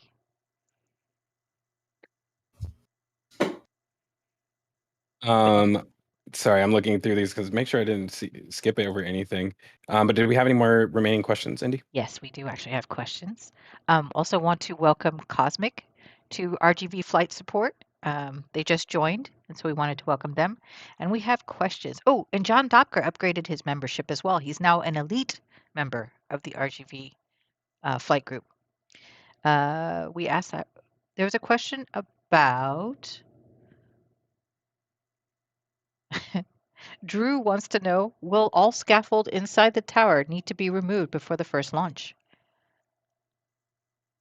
Speaking of which, scaffolding is missing here, and some of the scaffolding has already been pulled, like here. Wasn't it up here? There's scaffolding up above, on the right, in that section just to the left. Sorry, it's above that white piece. There was some scaffolding here. A bunch of it all got pulled. You can see it, yeah. Yeah, there's literally a pull, so it got pulled. Yeah, I mean, this scaffolding right here will probably have to get removed at some point. I think they're up here wrapping stuff. still? Yeah, there's a lot of fit and finish and changing. They're adding more pipes, so it's like it's a ongoing effort. Fair One way to enough. put it. Yeah.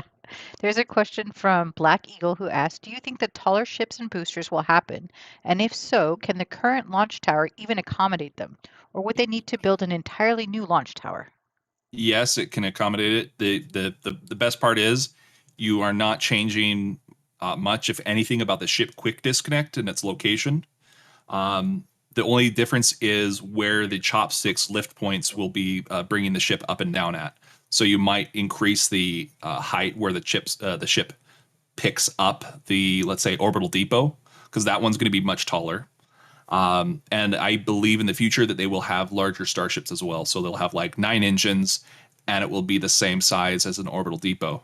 And that way you can get to the 150 metric tons of capacity that you're trying to hit for, let's say, Starlinks or other amazing systems that they'll do in the future. Nice. John Dobker wants to know, do y'all have any ideas how they're going to deal with the squid lift points on the nose cone? Retractable, removable at the launch site? Any thoughts? I think those are going to go away.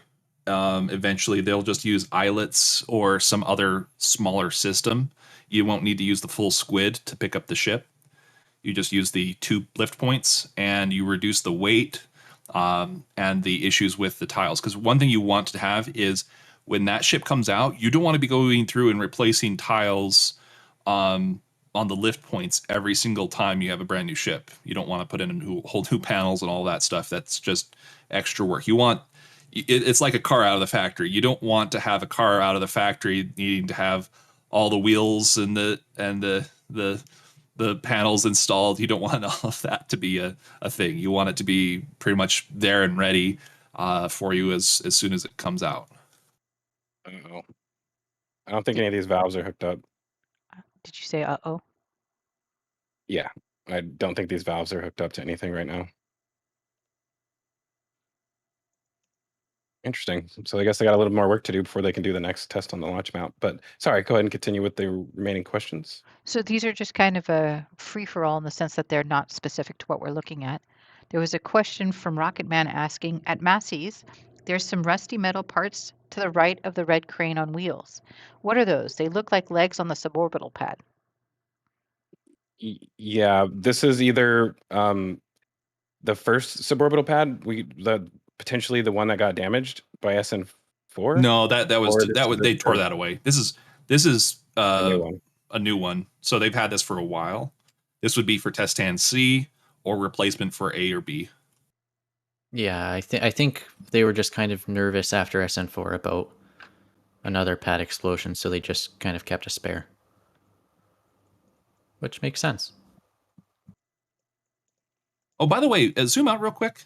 One thing that we didn't mention about something interesting, they're taking out all of this concrete, but they left not all that way out. Just the excavators, they're taking out that concrete that they just put in like 3 or 4 weeks ago. And they left it all the way up to, I guess there's a red line just to the right of the tull loader, to the right orange tull loader. And they are leaving all the concrete to the right of that alone. So it's interesting. You can see on the ground shots that they had done that. And it seems to do... They literally poured this concrete just so they could sit the tanks on there? Pretty much. But they don't need this concrete. And I think that what they're going to do with the crane may have something to do with it. I love having a concrete quota and just being able to pour it wherever you want. Pretty much. I like concrete quota, the term. What do we got next? More questions? We are actually at time. I wasn't sure if you wanted to keep going. Oh, well, I figure we may as well answer a few more if we have them. You got it. Spacecraftier wants to know, so any idea what the total weight of Starship upper section could hold, including the people and the interior, ultimately? So what's going to be the weight, 100 I guess? tons. Okay. Well, it depends on the variety, but 150 to 100 tons. So the first ones will be 100. And then Crane Man has a couple of points. They're not really questions. They're points that he wanted you to know. He said, I guess when you guys were talking about stuff on the cranes, he says that's why they would need to test with at least 130%.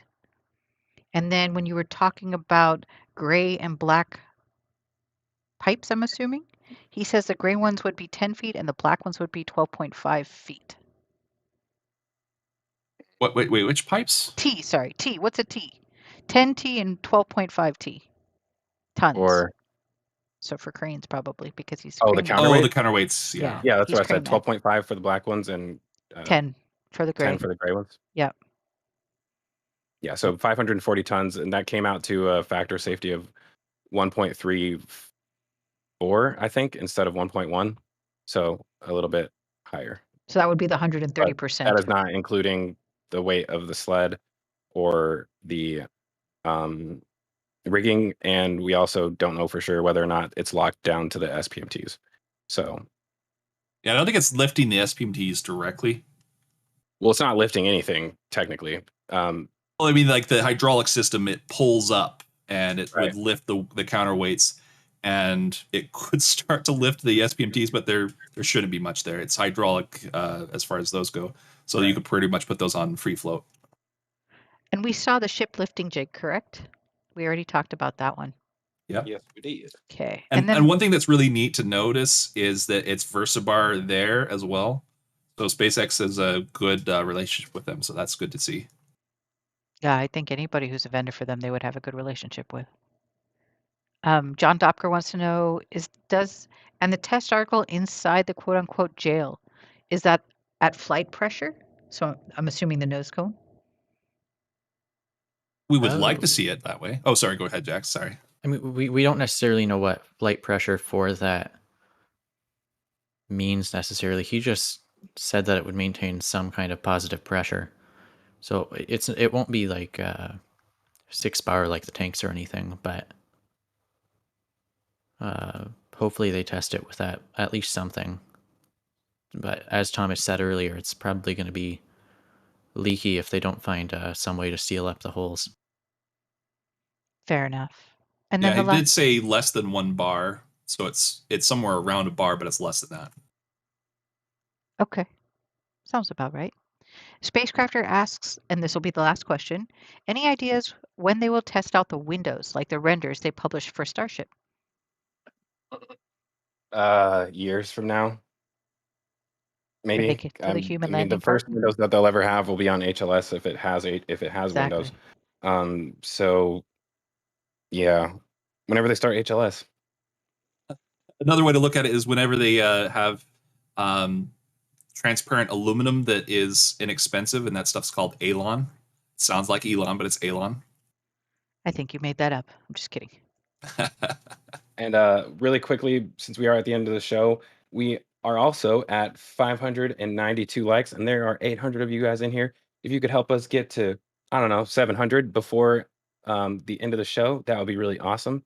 We just need 100 of you to click that button, and yeah, we would really appreciate you guys. Hit it. And yeah, I guess we may as well wrap up there as well too. However, I will give a little time for people to get that like button hit in. But on my side, I want to say thank you all for being here. It's always fun spending Saturdays with you all and covering the updates from Starbase. So yeah, I will see you all next week and pass this off to Thomas. Thank you for having me again today. This is amazing to always going through the site and just figuring everything out. Jax, how about you? Yeah, that was fun. So always some good photos, and yeah, good discussions, good photos. It was a good day. Yeah. Mauricio? Yeah, I want to thank everybody that donated, supported for the Cessna fuel fund. And another thing, I actually did this flyover with Starship Gazer. Just thought I'd throw that out there. I'll drop his You'll drop Twitter link? his? Yeah. He did. He dropped his Twitter link in the chat. And Starship Gazer also got a lot of photos that I know that he's looking forward to releasing after we do the stream. So that's Was I exciting as muted well. the whole time? Just the part where you were going to say you were going to post his Twitter You said you're going to drop, and then you dropped off.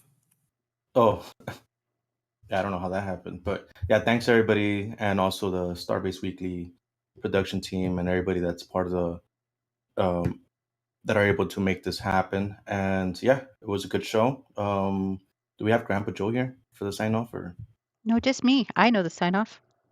all right? And with that, I'll say main engine cut off, stage separation confirmed. Love ya. Bye-bye. And I'll do that right now. Bye-bye.